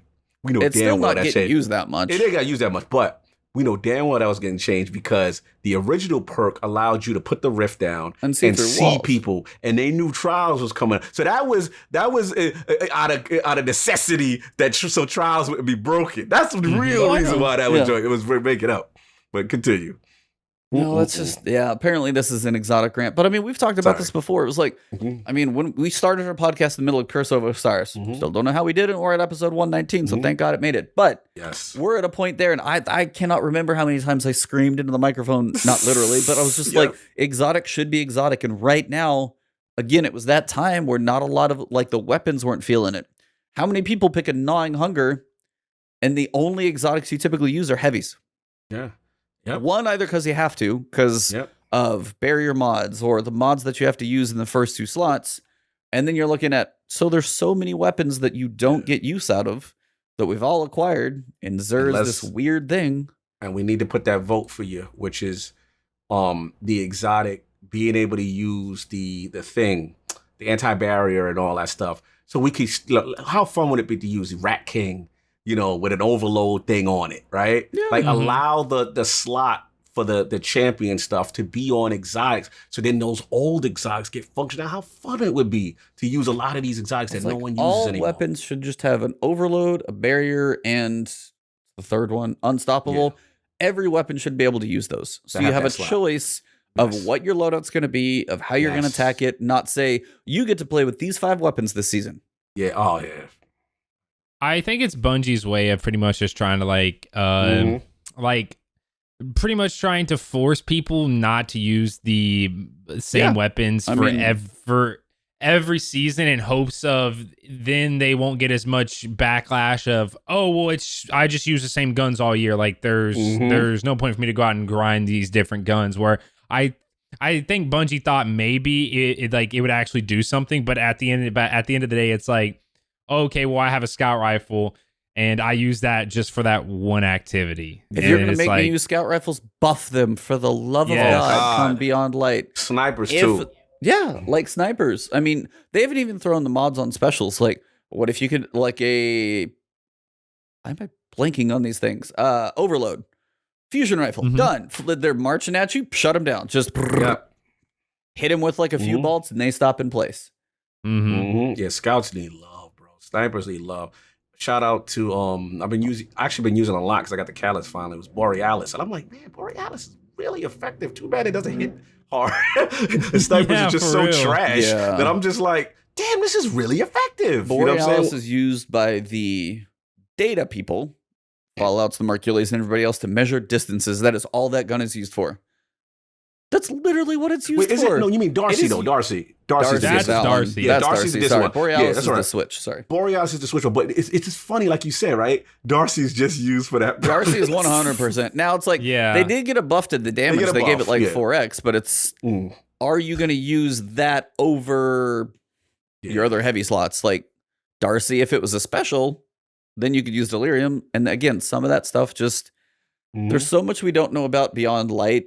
But there's so many things that I feel like we want that we're not going to get nearly enough to make like the shift. We're like, that's why some of us did want a D3 is because, bless you, a D3 is because you do get this like complete new slew of exotics. You get the new feeling of a whole lot of things. You get, and this is like still pushing it forward. And that was why I was like, when I talked about sunsetting exotics, like, there's at least when it comes to armor right now, they could sunset 75% of the exotics and you wouldn't bat an eye, and I know it. Yeah, the thing is still though, the problem remains, even with sunsetting, is that they've got to be ballsy enough to make these things really effective. And especially that's why I don't even have confidence with that, because it's like with the new stuff that they're adding, let's just say they did sunset. Let's say stuff was sunset. It's like, again, I hate to pick on you, Prometheus Spur, but I have to do it. It's like when they create things like that, I'm just like, I don't have confidence. It's armor weapon-wise, Yes. They always do something fun. They always do something creative. Whoever's on the weapon team, but I don't know if they understaffed on the armor team. I don't know if that was Vicarious Visions. I don't know if that was how. Whoever's on the armor team, we gotta have a talk. What are y'all doing? What are y'all doing? And I'm never a disrespectful person, but it's been too many seasons now. We've been talking about this since we started. When last word was Flashpoint. Yeah, we had a different name. We've been talking about this. Ain't something like me and E have been fighting the good fight for exotic armor and armor in general. You know what I'm saying? And it's just like it's just so behind. It's like it's not a priority, and that's the frustration because this game could be so much more, and it's just the resources are either limited or being put towards other things, and we would like that to change. They still make it a weapon-focused shooter. Yes. And the armor is very much been a second that. Armor 2.0 is a step in the right direction, but 3.0 still needs to happen. And sadly, not happening for a year because we know Solstice of Heroes armor is going to last for a year. So there's not going to be any major change to armor. And as soon as I heard that news, my heart dropped. I know. I felt it. We got more time. We need more time is needed, unfortunately. You know, it just sucks. But you know, at the end of the day, we will say this. I know this is I've been bashing a little bit, but we do understand. You know, them. I know me too. I'm not gonna throw you in the bus. We'll die on that sword together. But you know, at the end of the day, we understand. You know, low resources. You know, you're on your own. You got to pick and choose your battles. But we have to be balanced with the things that need attention. You know, and right now, anti-cheat, armor, these are things that if you don't start fixing, people are going to stop playing. You know what I'm saying? Especially those aspects of the game. You know what I mean? And we don't want that. We want this game to flourish. We want this thing to live. And I'm going to continue to rant. I'm going to run down on some people. They talk about an MMORPG. Mm-hmm. 5 of your character slots, more than the majority of your character slots feel kind of neglected. Like stats don't have as much effect. You're talking about cooldown times. Mobility doesn't even make you run faster. Like if they want to embrace the RPG, stats got to matter too. So like that's the whole armor side of your characters, half of it. And that's what like you think about an RPG. You have usually maybe like 1 or 2 weapon slots, and it's all about the armor, the artifacts, like the helm. So many pieces to an RPG. And if they want to embrace it, there's a lot that goes into that they're not doing. Dedicated servers, that's a whole other animal. VAG is in his bag right now. Don't let me start it with that. Excuse me, in the back. Like, don't get me started with dedicated. Like, don't get me. Let me just calm down because that's like, another rant. We've been ranting a lot here. myfi, like, what are your thoughts about like all this stuff? Like, where are you at in the state of Destiny? Like, I know you do a lot of Sherpas and things like that, but just for looking forward, like, are you? I know we're excited about Beyond Light for like the story and stuff like that, but where are you on just like some of this, like, you know, when you get into the grind, the builds and things like that, where are you at? Well, to be honest, like what you all were saying about how, you know, of course I wish there was dedicated servers, and of course I wish there was an anti-cheat, and of course I'm excited for Beyond Light, but at this point I'm kind of like I'm excited, but you know, I'm not.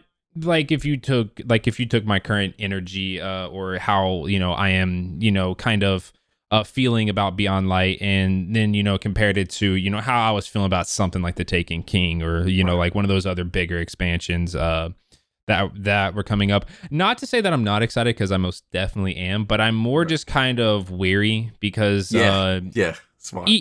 Even though as of right now in Destiny 2 we've had worse times, like we've had year 1. Like I could definitely say year 2, of course, was, you know, a whole lot. The drip content was more, I think, there. I think right now we're in kind of like a pretty, even though we have Solstice, we're in a pretty slow point right now. One of the things that I want from Destiny is, it seems like it happens every year around this time. I even said it as like getting into being a content creator on Destiny 2, you got to know what you're getting into. You got to know that midway through the year, around that July, August, and September point, you're you're either like going to take a hiatus from creating content, which is kind of like what I'm doing over on the YouTube side, just to kind of like recharge, or you're going to try to like pull stuff out of your hat. Like, Facts. like you no longer have like a jar of like ideas or like notes. Like at that point, you're just, all right, well, what do I got today? Okay. We can talk about this. And Facts. it's like I want a Destiny where I don't have to, even as a player back when, you know, I didn't, you know, do stuff on my own, even as just a player that just, you know, played as like a hobby, like I still would be like, all right, let's see, Destiny's gonna get slow around, you know, July. Other games are gonna start, you know, popping off. I'm just gonna go play those other games right now. Like I don't want to have to like take a break from Destiny midway through the year because, you know, I played it a bunch at the start. Like I want more, or I just want Destiny to stop being dead or just very slow around this time pretty much. Because I have a lot of friends, a lot of clanmates right now, even clanmates that we are doing, that I'm going to be doing the world's first raid with, that are currently taking a break from Destiny, and no one's sitting there like giving them a hard time. My biggest want at the end of the day is for us to not have times like these where it's very slow. Right. That's pretty much what my biggest wish for is for Destiny, is around this time just have stuff for us to do that isn't, you know, just reskinned of a Solstice of Heroes. That was the same thing as last year, but I'm not going to get into that. We've covered that too. Don't worry. We gave it enough. He ain't lying. He ain't lying. No, he's speaking facts. I mean, picture the fall, which somebody had, like, you have Festival. Now the Haunted Forest isn't being kicked out yet. What do you guys think Festival is actually going to change? Because in theory, Festival is going to be during Beyond Light's like lifespan. Right. But Mercury was going to be gone. Right. How do you think Festival was going to work? Do you think they actually have a different plan for it? Or should your expectations be 1 out of 100 that it's like, this is true copy and paste before we get to Beyond Light because we need to save time? I think it's going to be different. And the only reason I think that is because I think that Beyond Light, of course, like I don't think that they just started working on it post the Activision split. I believe that the Beyond Light was Destiny 3. Yeah. And I mean, I think that makes the most sense because I mean, like over half of all of our armor and gear is getting sunset now, whether it's just going to be complete reskins of the Gnawing Hunger thing happening again, where it's Gnawing Hunger was available. You know, like unsetting stuff and reissuing. Yeah, and the reissuing that I have a problem with. Beyond Light's going to come out and it's just going to be like the same exact weapons, and I'm going to have to go grind for, you know, that's going to be annoying. But I truly, honestly believe that with so many guns getting sunset that, you know, the original plan was for Destiny 2 to only make it up to year 3, and then a Destiny 3 was going to be released. But like, I feel like all that stuff that they were working on, you know, before the Activision split and all that, they didn't just scrap. I feel like a lot of it is going to make it into Beyond Light, and I think Beyond Light, I am going to go ahead out on a, like, and I hope that I'm right. I hope that I'm right and say that Destiny 2 Beyond Light is going to be bigger than Forsaken because I truly believe that this was going to be an entire, like, this was going to be Destiny 3. And I feel like that Festival of the Lost is going to be different because it was meant to be in Beyond Light, or it was meant to be in Destiny 3. So I'm going to go out on a limb and say that I think it's going to be different. I think it's not just going to be a cut, copy, and paste. And I hope I'm right. I really do, because I don't know if I could do the Infinite Forest again for the third year in a row. Yeah. And it's like the revelry and the festival and the revelry and the festival. It's like, we're good. We're good. Yeah. No, I feel you. I mean, look, I don't have a lot of confidence in that of those little events. Like, you know, it is what it is. I feel those are kind of, because when is festival drop? Is it October? Before? October. So it's still before. It's going to be a little bit before. Yeah. Right. You know, I'm keeping my expectations in check. The reality is this, you know, they needed more time for Beyond Light. We are allowing them that now instead of September to November. You know, to me, this is just hold the fort down, you know, sadly play other things. You know what I'm saying? I hate these moments too. But, you know, look, the reason, again, back to my D1 versus D2 argument. The reason why, you know what I'm saying, like I get frustrated is, like I said, you have these times like this. But I think what's happened now is people are resigned to it. We just become accustomed. They can't produce. They're understaffed. They're by themselves. We're just resigned to it. But the reality is, this is not a good time. And I can count many times like this where we're like, yo, all right, we're just gonna have to wait. It's just. They're broke. They're broke this month, and we're just gonna have to wait. I've seen this every can't buy D2 food podcast. until I get my paycheck. Yeah, got to get the paycheck, and then it's gonna be better. And now, that's why I'm coming at the D2 lovers. Like, we have way too many moments where we're not playing the game. We're like, yo, take a break. Hey, Avengers is out, or play Ghost of Tsushima is lit. I don't remember those times during D1. They were there. They were definitely there. They were like this. Not like this, bro. Like, this is, I could count, like, Season of the Drifter, Black Armory, Season of the Unworthy, Curse of Osiris. Like, I got mad gaps of 2 to 3 months where we like, yo, gotta wait. That's just the reality. We got to be real about it. Now, when it comes back, yeah, it's good. It's always good. That's what I'm trying to say. So, look, at the end of the day, back to my overall point. I think Beyond Light is going to be dope. My only concern is, I think it was Hotlight said it. Somebody said, is that I just don't want it to be all about the Stasis stuff and not enough other content. Yeah.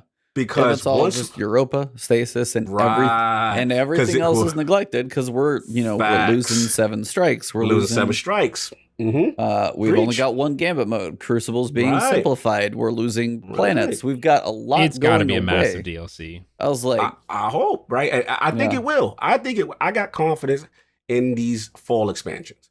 Mm-hmm. But again, as we learn, you know what I'm saying? That's my only concern. Just like, look, how much meat is there to it? Is there a lot of stuff we don't know? And they're very good about that.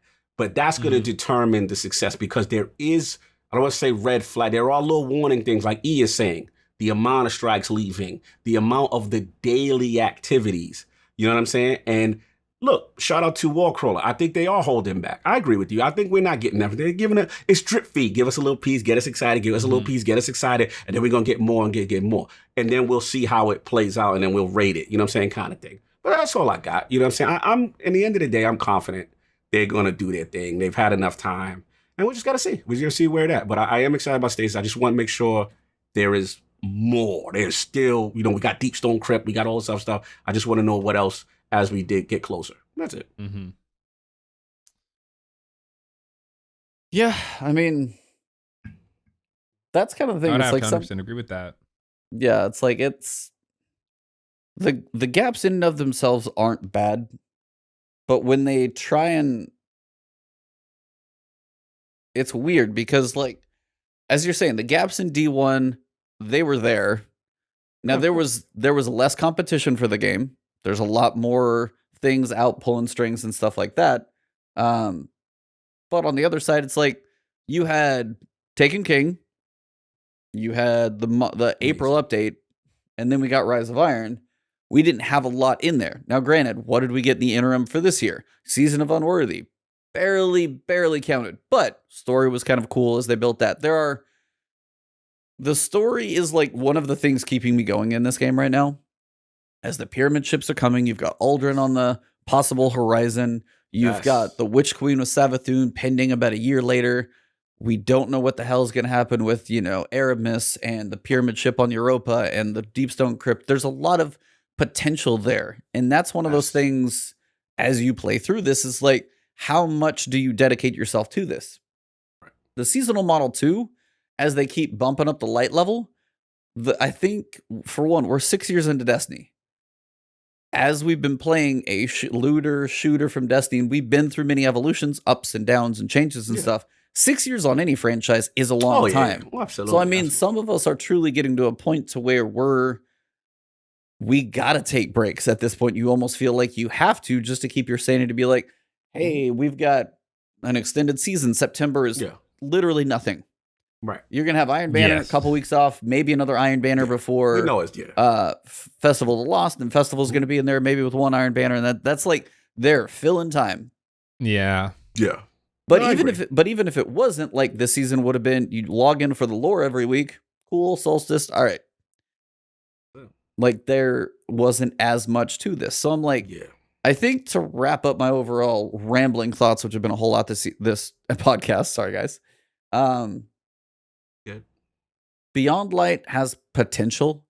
Yes. I'm just weary if it doesn't deliver what it says about the future of the franchise. Yeah, no, that's valid.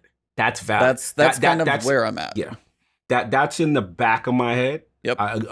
So I've been on that page, and again, I don't want to. Apologies if I'm coming off as super Debbie Down, because I really am excited for Beyond Light. But as he said, we got to keep it real. Like, we got to see the execution. They've got to fully execute all the way, and then restore that confidence like they normally always do. I will say this though, like it will tell us how things are gonna go, moving forward in future seasons and stuff like that. We're gonna learn a lot when Beyond Light comes out. You know what I mean? And that's it, man. I'm excited. The last point I'll say is I think the reason why we afford them, as opposed to D1, and to your defense now, the reason why I think we afford them more leniency and hanging in is because the thing that D2 does better, I will say this, is roadmap. D1 didn't tell you what was going to happen. Yeah. So you're just frustrated, like, yo, there's no content, what's going on during this gap, right? Whereas D2, we like, okay, well, we know which queen's coming. We know this is coming. Like, you know what I'm saying? So it gives you, it helps you to calm yourself. Like, okay, there's a little downtime right now. We know Beyond Light coming, right? Then after that, yo, boom, we know this is like that. That's where they've helped themselves, because the past they were on that, that secret squirrel stuff and no one's talking and people are raging like, yo, I've got nothing to do and y'all, what I'm saying? What the hell are y'all doing? But it used to be beef, you know what I'm saying? Yeah. So at least we got that transparency, and now they give us roadmaps and calendars and and then you're like, okay, this is what I'm gonna log in here because I see what they're gonna do this, and that's it. But what you got, myfi? At the same time of roadmaps, like don't get me wrong, I love roadmaps. You don't want to know everything? Let's go. Dude, like I think that's the reason. I mean, I think there's a lot of reasons why Destiny 1 didn't feel as slow as Destiny 2 in some aspects. I think one of the big reasons is, of course, you're talking about a game that was only 3 years in, and a game now that's going on year 7. So it's like, like Destiny 1 year 1 was slow, but because it was a new IP, it was a new game, it was something fresh. Even though the content itself wasn't really there, it's just like, the feel of the game, the surrounding world was all very, immersive. And I feel like that the reason why people are getting so bored now during these slow times is because the game is 7 years old. You've pretty much done everything there is to do, and even new stuff that's coming out. You've kind of already done it. Like we're getting reskinned Fallen, like we're getting reskinned Fallen, Hive again. Yeah. Like, I mean, that's yep. Sorry, go ahead. Exactly. Like, and I feel like that's like the biggest reason. I would like to. It's one of those things. It's up in the air. We're just gonna have to see what Bungie does. But another thing about the roadmap is that I like the roadmap, but I don't like it at the same time. This is all I need. All I need you to tell me is, hey, new season's going to come out this time. That's all I need. Okay. That's literally all I need, because I feel like whenever you start putting a timer on things, people start complaining more because they it's like if Bungie knows that there's going to be a month of no content and they tell people that, or it's like, here's a roadmap and it's like, well, there's a gap here and there's no content here. People will be more likely to, voice it, and they're pretty much preparing to be kind of upset and like in a way, or just like they're preparing to not play the game in a sense, where as like if there wasn't a roadmap, or if you just said, hey, like this is when the DLCs are going to come out, or this is when, I guess they're now called seasons, I feel like people wouldn't be as inclined to quit so quickly. I like roadmaps, but at the same time, I don't want to know everything. kind of like what, like the secrecy, that mystery. Mm-hmm. No, I get what you're. Yo, shout out to what is it, Egony? Fantastic point. He said, "While I think the issue is it's a 7-year-old game and we've done everything, but whenever new stuff is introduced, we have to rerun all the old stuff we did." Yep. That's a valid point. That's starting to really run its course. Yes. I mean, how many more times are you going to be like, hey, with Solstice, you got to go run Strikes, you got to go run Gambit, go do this other stuff. It's not like you see like a Borderlands DLC, totally new story comes out. Yep. Like our story in this game is so drip fed, it hurts sometimes. Yeah. I like the fact that we've had this like narrative through line during the Shadowkeep season, the Pyramids and Saint 14's here. There have been things that have happened, but it's like, here's this little thing. Here's this little thing.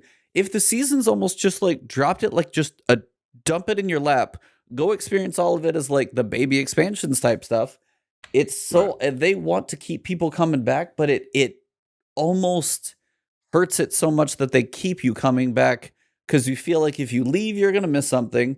But if you stay around, you're like, I'm doing the same thing. Crap. I'm just not gonna say the other word that was in my mind, but no, you're right. I mean, like, I think Agony's over there in agony because I had to say it. I thought of it and I had to say it. I love it. Like Bree said, Prophecy, we all had to go grind for hours and bounties, preparation for something brand new, and it was shadowed by old content. Yeah, it was like, so like Prophecy, it was such a high level, you had to be like, oh, everybody go do your bounties and grind and all this other stuff that comes out, bam. Right. So, no, that's real. That's real. It's like you have to grind old content to get new content. And at the same time, that new content stuff probably isn't even going to matter. Like, I think one of the biggest things that I've heard about Destiny is that there's so much to do, but in a sense, it's all the same stuff. So none of it even really matters because the reward for the stuff that you're getting is something that you've already gotten in the past. Even if it's a brand new weapon, it's still the same archetype. There's still probably a weapon that's better than it, unless it's, like a pinnacle weapon that were just extremely broken, which I actually found to be very fun. I actually really enjoyed pinnacle weapons and the brokenness of them because... Like, and I personally, I hate ritual weapons. I don't like ritual weapons. Randy's throwing knife was cool. But like, I literally like I even like talked about this in a video. It was like a 12-minute video of me just ranting of how much I hated ritual weapons and how the fact that pinnacle weapons were part of the in-game activity because like once you were kind of done with everything for that season, it's like, okay, now let's go grind this pinnacle weapon. Let's go with these pinnacles, big. Let's go. And it was well worth the grind. Like the grind kept you engaged, and then the gun itself was like, oh my goodness, like Recluse, like this thing is broken. The fun factor was there, the grind was there, everything was there, and it's just like we don't really get that anymore. Yeah, and then they get safe, and then they go, oh well, we realized this was too hard, so now we're gonna do this, and now we're gonna take them out, and it's just like, bro, like that again. They Daddy Bungie, it's just like trying to protect you, and it's just like that's the fun stuff. Like seeing especially with you, right? That Recluse video, like it really did something for you. You know what I'm saying? Like it's because it's a high level, dominant kind of weapon, right? That's gonna force you to get in this activity in comp. And grind and get your nose to the grindstone and work if you want this. You know what I'm saying? I miss that. Like I love that aspect of it because it's like if you want it, you're gonna have to put in the work, and the reward was worth. You're like, yo, this was it. Master of Arms is crazy. Like you know what I'm saying? Like it's so much. Like I love those type of moments, and they shouldn't shy away from it. They shouldn't, and just sometimes I feel that there becomes a point where it's like. The vocal, I don't want to say minority, but maybe majority, where it's like, maybe they look at the base and they say, okay, we're the, hardcore, so we're this smaller percentage where there's most people that can't acquire it. And I think a lot of times they kind of fall towards that. And they say, well, not everybody's going to get it, so we got to bring the requirements down. Don't do that. Buzz the hell out of me. Because if you cater to the casuals, the hardcores are leaving. The hardcores are what keep other people playing. Facts. Yeah, I mean, and you guys are all saying it in chat too. New Red, Mano, shout out to you, by the way. If you guys haven't followed ManoDestra777, YouTube, Twitch, awesome dude. They're all saying it though. Like, leveling, the fact that we did 1,000 bounties, new content was boring. We also had the prophecy cheese and also the grinding of the AFK Forge. If we're AFK Forge farming, something's wrong. Leveling is not fun. Yeah. You're AFK forge farming. And that's the thing is like, you need content that facilitates the level gap. Otherwise, we're just doing the same stuff. Like, I would much rather be like, hey, you're 1060? Cool, here's new stuff for you to go do. This is like, if you're not 1060 yet, okay, you can't go do it yet. But if you are, cool, it's yours. Like, the leveling during the seasons feels so forced. Yeah. It feels like, yeah, you just got to go play through. You got to do your powerfuls. You got to do your pinnacles, and everybody raids a lot. And they make you do all this stuff. But I think that might be what's burning some of us out. If I got to log in and I didn't have to go raid, but maybe they added like something here, added something there. This is like the seasonal thing, something to it that actually made me want to play, not to added number to my, like the number can change. But if I don't care what happens when I get there. Yeah, see, that's my problem. See, my thing is, you know, I've struggled with the fact that the number resets in the season, right? I initially struggled with that. But my thing is, like you're saying, if they're going to do this, where every season now you're going to go back down to whatever power level or, you know, whatever, once you go above that hard soft cap, whatever it is, right? I need to feel powerful for this grind I'm doing. Like, I need to feel power. I'm not feeling powerful. Like, when I'm 1080 versus another guy that's, like, I'm not feeling I'm tanking. I need to feel. If you going to make me, if I'm putting in this work and I am grinding these bounties and I'm doing this activity, I'm logging into this game every week, right? And I'm getting things done. I need to feel like a boss when I'm doing the like night. You go into a raid, you go into a Vanguard strike, you feel the same level of powerful. No matter what number is on that character. Bro. Now you can feel weaker, mind you. You can get the crap kicked out of you real fast, and that's the other. That's the other side of the equation. Difficulty is not artificial high numbers. Just like I one shot you in a Grandmaster. That's there are people this season. I haven't got Conqueror yet. I need to try and find some people who will. Willingly drag me through that. I'm high enough to get it. But it just sounds painful. It is a title to go for to say, some people have it down to a fine art. But again, most people, when they talk about the corrupted, and then it was Tree of Probabilities. No. Garden of Salvation. People just hated running those on Grandmaster because they're not fun. One little snipe, one little trip up here. That's not fun game mechanics. That's just... Everything that looks at you wrong is going to kill you. Preach. And Agony's in my bag. That's literally what Agony just said right now. He says another thing is that I get bummed out how they're doing all these promos and press to make us feel powerful. Yet 750 Menagerie, we still get neutered in one shot by Knights. See, that's what I'm talking about. Yeah. Again, D1, I miss going into an old raid and going, Atheon, what's up? And melting him, and you're like, like I miss that feeling because it feels good. You're so powerful now. Now it's like a revenge tour. It's like all the stuff that used to terrorize me. Yeah, now you're gonna get it. Like I want to feel like that. Why do they we should be going in Leviathan right now. Oh, and absolutely like one shotting him with sidearm. Yes, ravaging Callus. Yeah, ravaging. That sounds a little dirty, but that's okay. Hey, it is what it is. it's last word after dark. So at the end of the day, for you guys. It's after 9, so that's fine. But no, that's. I mean, I was talking about this with literally one of my buddies, Doldrus, who's out there sometimes. That's one of this one, and then even honestly, Avengers is going to run into the same thing. If everything scales to you, you never feel powerful. Like World of Warcraft, when I got to level 60. If I went back to a level 15 area, I would look at something and it would die. Like, not even like, just blink my eyes. It's like, screw this, I'm dead. Nope, not even going to try. How fun is that? You can get killed in patrols. Yes. How? I am 1060. Those patrols are basically level 1, and I can still get killed in there. Public events, like, pick you up, shot you down. Like, public events should not be a struggle. Yes. I agree, but they still make us do them, so they have to make them somewhat of an issue. We've gone off on a tangent, but it's a leveling, and they mentioned they're trying to get away from bounties. They haven't explained what that's going to be, but I mean, you can go do a strike, and you can go do a raid, and you'll still get more experience in a lost sector and bounties. Yeah, you don't get rewarded for what you do, and we don't feel powerful, and that's where if you don't feel powerful in an RPG, then none of those numbers matter. None of them matter. It takes away from the fantasy, and like I say, I see guys with insane light level numbers. Like those guys should be like, you know what I mean? There's a dude out there who's like 11, 20, or some Wow. stupid number. Wow. And I was just like, two things for that guy. One, he's, I think, either just going for a record, or I think he said he got to a certain point and had to go back to college, so he's probably going to get passed. But those people are just like constantly playing the same stuff over and over.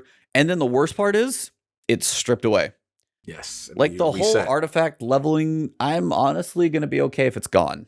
I don't mind if it's gone, but if it's going to stay, you better make us feel powerful once we get past that hard guy. That's it. If you're going to do this and keep stripping us down, you can't be scaling us. There should be a level of, you know what I'm saying? Once you get to a certain number cap, then that starts to depreciate. The delta is... Yeah. Yeah, it's like this. Yeah, it's not like this. Facts. It's like a 1 degree tilt. It ought to be about 1 degree, about 45 if you're going to get over the top. So yeah, and make how many people? How cool would it be for myfi? Like, you know what I'm saying? Like his light's so crazy now. Sherpering really benefits because he's so powerful, and it's just like, yo, let me get these people through. You know what I'm saying? Like, that is fun. That's going to keep people in, keep the stream. And then the guys that are under level be like, all right, cool. Well, I know myfi. I can get down with him. He can, you know what I'm saying? Like, that's what I'm talking about. That'd be great. That would be great. Like, I know it says that like each raid or activity is like 750 base, but I mean, it doesn't. I mean, I'm sitting over here at like 1075, and I'm gonna get killed in the same amount of shots as if I was 750. Yep. And it just really sucks. I know. I do wish, or I do miss the part of just Destiny 1, like where you would just go back and you would obliterate everything. And because I remember in the beta of D1 in the Cosmodrome, where you land to the left, there was that little underground stairway with the knight that you couldn't kill in the beta. And then when the full game launched, one of the first things I did when I was of level, I went down there and I smacked that knight up for killing me all those times in beta. Yes, you was like, remember what you used to do to me? That's the feeling, man. See, y'all coming around. Y'all coming around in D1. That's the feeling. I miss that so bad, man. It was so satisfying because we know the pain that we went through dealing with those areas, and it felt so good. It was the ultimate revenge tour. I'm like, let's run that old raid now. Yeah, I mean, that'd be a thing now. It's like Prestige Leviathan has been in the game for 3 years. In Forsaken, we should have been able to Prestige Leviathan, like, okay, you need to go grind that thing out. Yeah, you haven't seen it before. Okay, I can carry you through. It's a little harder, a little weird, but, you know, it's more, then you're, like, learning mechanics, not dying to the same guys you died to last year. So, no. It's, it's like, I think we've definitely beaten this topic to bed. Yeah, we did to bed. So but, I mean, it is one of those things that this is one of those topics, like if we see another year of this and we're looking at, you know, 1260 infusion or what is it going to be? No, 1360, I think is the big, whatever it's going to max out at that we can see. And we're like, here's another 50 levels every time. It's one of those things about Destiny that if it doesn't evolve over the course of 3 more years, that 9th year is going to be the end of it because people are going to be really tired of it. Yeah, we'll have a problem. But like I said, I know we've been going in, but one thing about them, it's a cycle. They have to get to that point where people get so fed up, and then they finally listen, and then we're like, yeah, they're back, baby. And they have us in their honeymoon joint for like another 3 to 4 months. Then they mess up again. It's a cycle with Destiny. It's just how it is. I've come to accept it. I'm not saying it's right, but I will say that I'm confident, though. Fall, they're going to do their thing. Yeah. We'll be hype. We'll be back in pocket. You know what I'm saying? And they will surprise us because there's always those twabs where we'll watch and we'll be like, finally, this is what I'm talking about. There's going to be those points. And then we're doing like virtual chess ball podcast with a twab. Sorry, guest. Like, no, crazy stuff occasionally does happen. Yes. Agreed. It'll happen. It just takes them long. And like you say, you know, like you said, my fighter, you know, I'm at the point, get your other games in. We know how this cycle plays. Do what you got to do. The Destiny cycle. The Destiny cycle. It's a drug. You can come back with it. You know it's going to be good again. You just come back and do your thing. Just get everything else done. I'm working on Ghost of Tsushima now. I'm at that last point, you know what I'm saying? Avengers is on my bucket list. Wasteland 3 is on my bucket list. I'm just trying to knock everything out, you know. And in their defense, you know, they needed more time. They delayed it because we would have had it. This is September. It actually would have been Beyond Light would have technically dropped when? Like next week or something? 22nd or something like 2 that. weeks, yeah. So it was delayed 6 weeks, so Yeah. it would have been a few weeks later. Like, and that's the thing too. The lore this season, there's just going to be this pregnant pause until whatever finishes with that stuff. I mean, they've had stuff coming in, but are they going to push the evacuation back, or is the evacuation going to happen and then we just have 6 weeks of nothing? Still not sure. Shout out to Cat Daddy. I gotta say this one. He said it's like a toxic relationship where you hope if you hang on a little longer, they will change. Cat is hilarious. Look, it is what it is, man. We know what we signed up for, but they always do their thing. They always do their thing. That's all I got. Yeah. Well, man, myfi, I'm so glad we got you on here. This has been. It was good to be on. It was good to be on. A blast. So, is this your first podcast, or you've been on? This is my. I mean, back in like high school, like, you know, a few of my friends would try to like do a podcast in the content creation world. Yeah, and now this you're is famous. my first one. Oh, it's your first? Awesome. It's my very first one. Oh, that's well, thank you for letting us take you through it. Honestly, it's been a blast, man. It has been awesome to have you on. I appreciate it. Sounds like we could keep rambling. Apparently we have a lot of stuff to complain about tonight. We have new stasis powers we talk about for 45 minutes, and then we're bitching on either end. Salute to us, man. But the floor is yours, man. Let them know what you got. If you got anything you're working on, anything you're playing, where to find you, what you do. We already kind of covered what you do, but I mean, let them know. The floor is yours. This is your time to tell everybody who watches our stuff where to find you. So you can find me over on YouTube, literally just the name myfi. You can look it up. I'm currently taking a little hiatus. I haven't uploaded in about 3 weeks. I'm pretty much kind of just like, I'm just trying to like really focus on like the Twitch side of things. That's where I'm gonna be mainly at until Beyond Light drops. Twitch.tv/myfi with an underscore at the end, because Twitch refuses to give me the normal name myfi because it's one person. I looked it up too. I was like, oh crap, I mistyped it. There's like one person on that channel. Yep. They refuse to give it to me. Wow. And so you gotta throw in the underscore at the end, or I will not come up. You'll catch me playing Destiny over there Monday, Wednesday, Friday, and Sundays now. I normally just do Sherpas and help and just chill out. Every now and then we'll hop over to a different game and whatnot. But on the YouTube, whenever Beyond Light does come out, we just post up build videos, top fives, god rolls, stuff like that. Just trying to keep it interesting and fun and whatnot. And as of right now, man, I mean, I'm experimenting with other games. I'm only playing Destiny on stream, and off stream, I'm playing other games. I'm currently playing through Spider-Man on PS4, Ghost of Tsushima. I want to get into Marvel. I got into Control, the game by 505 or Remedy. Sir. Yeah. Been playing with that, trying to play it at 4K with ray tracing on. My computer get that graphics card. Get that card, baby. Get that card. Get that new 3090 that you was talking about. That 3090, you Gucci. I'm waiting for screenshots of glory. Yes, we do. Salute, man, yo. But yeah, that's pretty much what I got going on. That's what's up, man.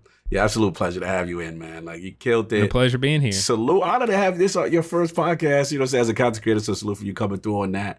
Love the content. Love what you're doing. Shout out to the beats. Your beats be rocking, by the way. I was meaning to shout you out on your beats during your streams and stuff. Like, you be getting it in. I'll be liking the music in the background. He's jamming out to some alternative rock a lot. His alternative rock game is lit. I was like, oh, what's that? Okay. All right, I get complimented on that so much. Bro, your music. This is what I do. I went on Spotify. I typed play music anymore. I don't know. 2000. Yeah. Well, I'll get into that in just a second. But like, I went there. I typed in 2000s rock essentials. Played the playlist. It's 3 hours long, and I would have to keep looping it. So my mod, Shaz, really like probably one of my best friends. Salute to Shaz. Said, all right. He takes the playlist.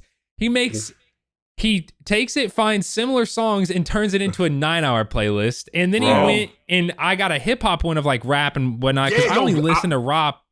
I only listen to rock on stream. Off stream, I listen to like rap and hip hop. Yeah. So he made like a 9-hour playlist that I don't even use on stream. I just use it off stream.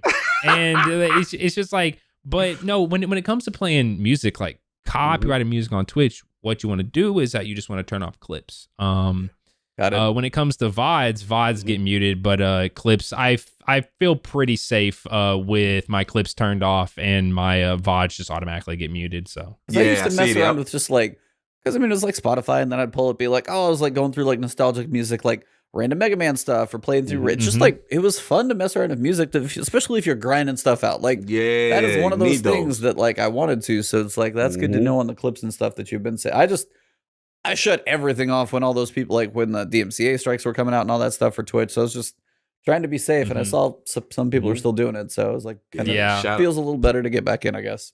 Plus, I just can't vibe with like all that royalty free music. Like, I haven't found any that I like, man. Like, I mean, I tried. You can't get jiggy with that. I remember like it was like one night like Glad wasn't streaming. I went there, I typed in playlist, and it was like his DMCA free playlist. I loaded up and I was like, these are good, but like I just can't get away from just like my main like stuff that I listen to, and it's just like the stream vibes just like weren't as high whenever the music's just not right, and I'm with you. I just couldn't do it anymore. I did the same thing as well, but I mean the whole DMCA thing happened a few years back, and people freaked out and started playing non-copyrighted music, and then after about half a year, it kind of simmers down, it goes back to normal. Pretty much anytime like a big streamer gets hit with like a DMCA takedown, people freak out, but then they kind of simmer back down and kind of go back to normal until Twitch gets fully kind of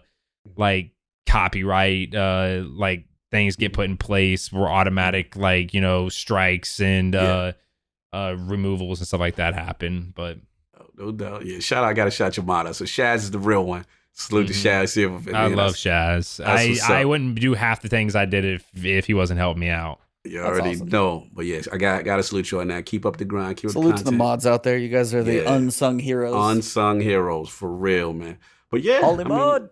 Hollymod, shout out. We see he's not in here tonight. I think he's. We see it tonight. Probably glad. But yeah, you already know me, man. At Lord Cognito on Twitter. Iron Lord Podcast. Every Sunday is the Lord's Day. Check us out and on lordsofgaming.net, man. We're really doing some big things with the website. Just got approved to Open Critic, you know what I'm saying? So super proud of the team. We got some stuff cooking up with the site that you're going to see.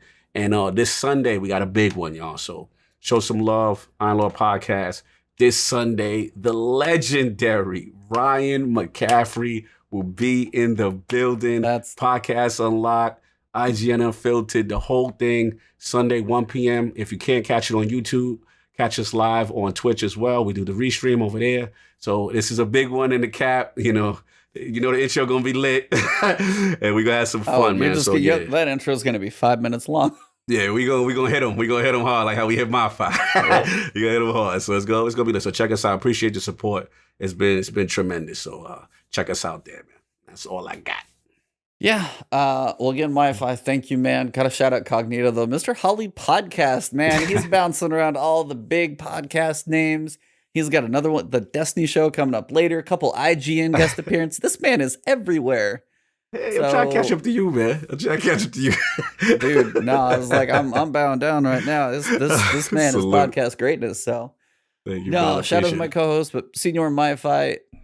Man, this is fun. Okay, like the tangents we get off on sometimes, I never know how they're going to go, but just you jumping right in. Thank you. Thank you very much. Everybody in chat, you guys have been amazing. Shout out to Shaz. Apparently, you're the unsung hero of the myfi Twitch channel. And to everybody in my chat as well. All you guys, lots of love out there. So for me, you guys know where to find me. I've been streaming Avengers, playing that one, see how long that one will hold my attention. Of course, you guys know where to find me on Twitch and Twitter. It's Ebontis everywhere. YouTube's, of course, still growing and stuff. Thank you guys. Not as big as myfi out here, but we're always trying to chase the bigger creators than us. So doing everything we can. But we know Beyond Light's going to be big. So best thing I can say is take your break. Try these other games that you haven't played. Play Avengers. Go play God of War if you haven't. Breathe a little bit. Yes. And then when you get back to Destiny, it's probably going to feel a little better.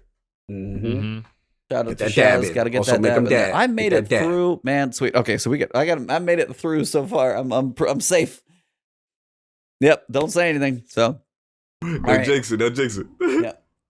All right. So. Well, thank you, man, very much. Make sure you guys go follow myfi on Twitch, on Twitter, on YouTube. Find him. Lord Cognito, the podcast, Iron Lord, Lord of Gaming Man. And for me, Ebontis everywhere. Thank you guys very much. I'm going to send you guys over to Rated Channel. We'll do that in a second. But for episode number 119, September 4th, thank you guys very much. And it has been the last word with a siren in the back. You can, so it's like, we'll do it again. So whenever I have that pause, just say it's been the last like word. The damn siren came in. I'm like, come on. So it has been the last word. Last word.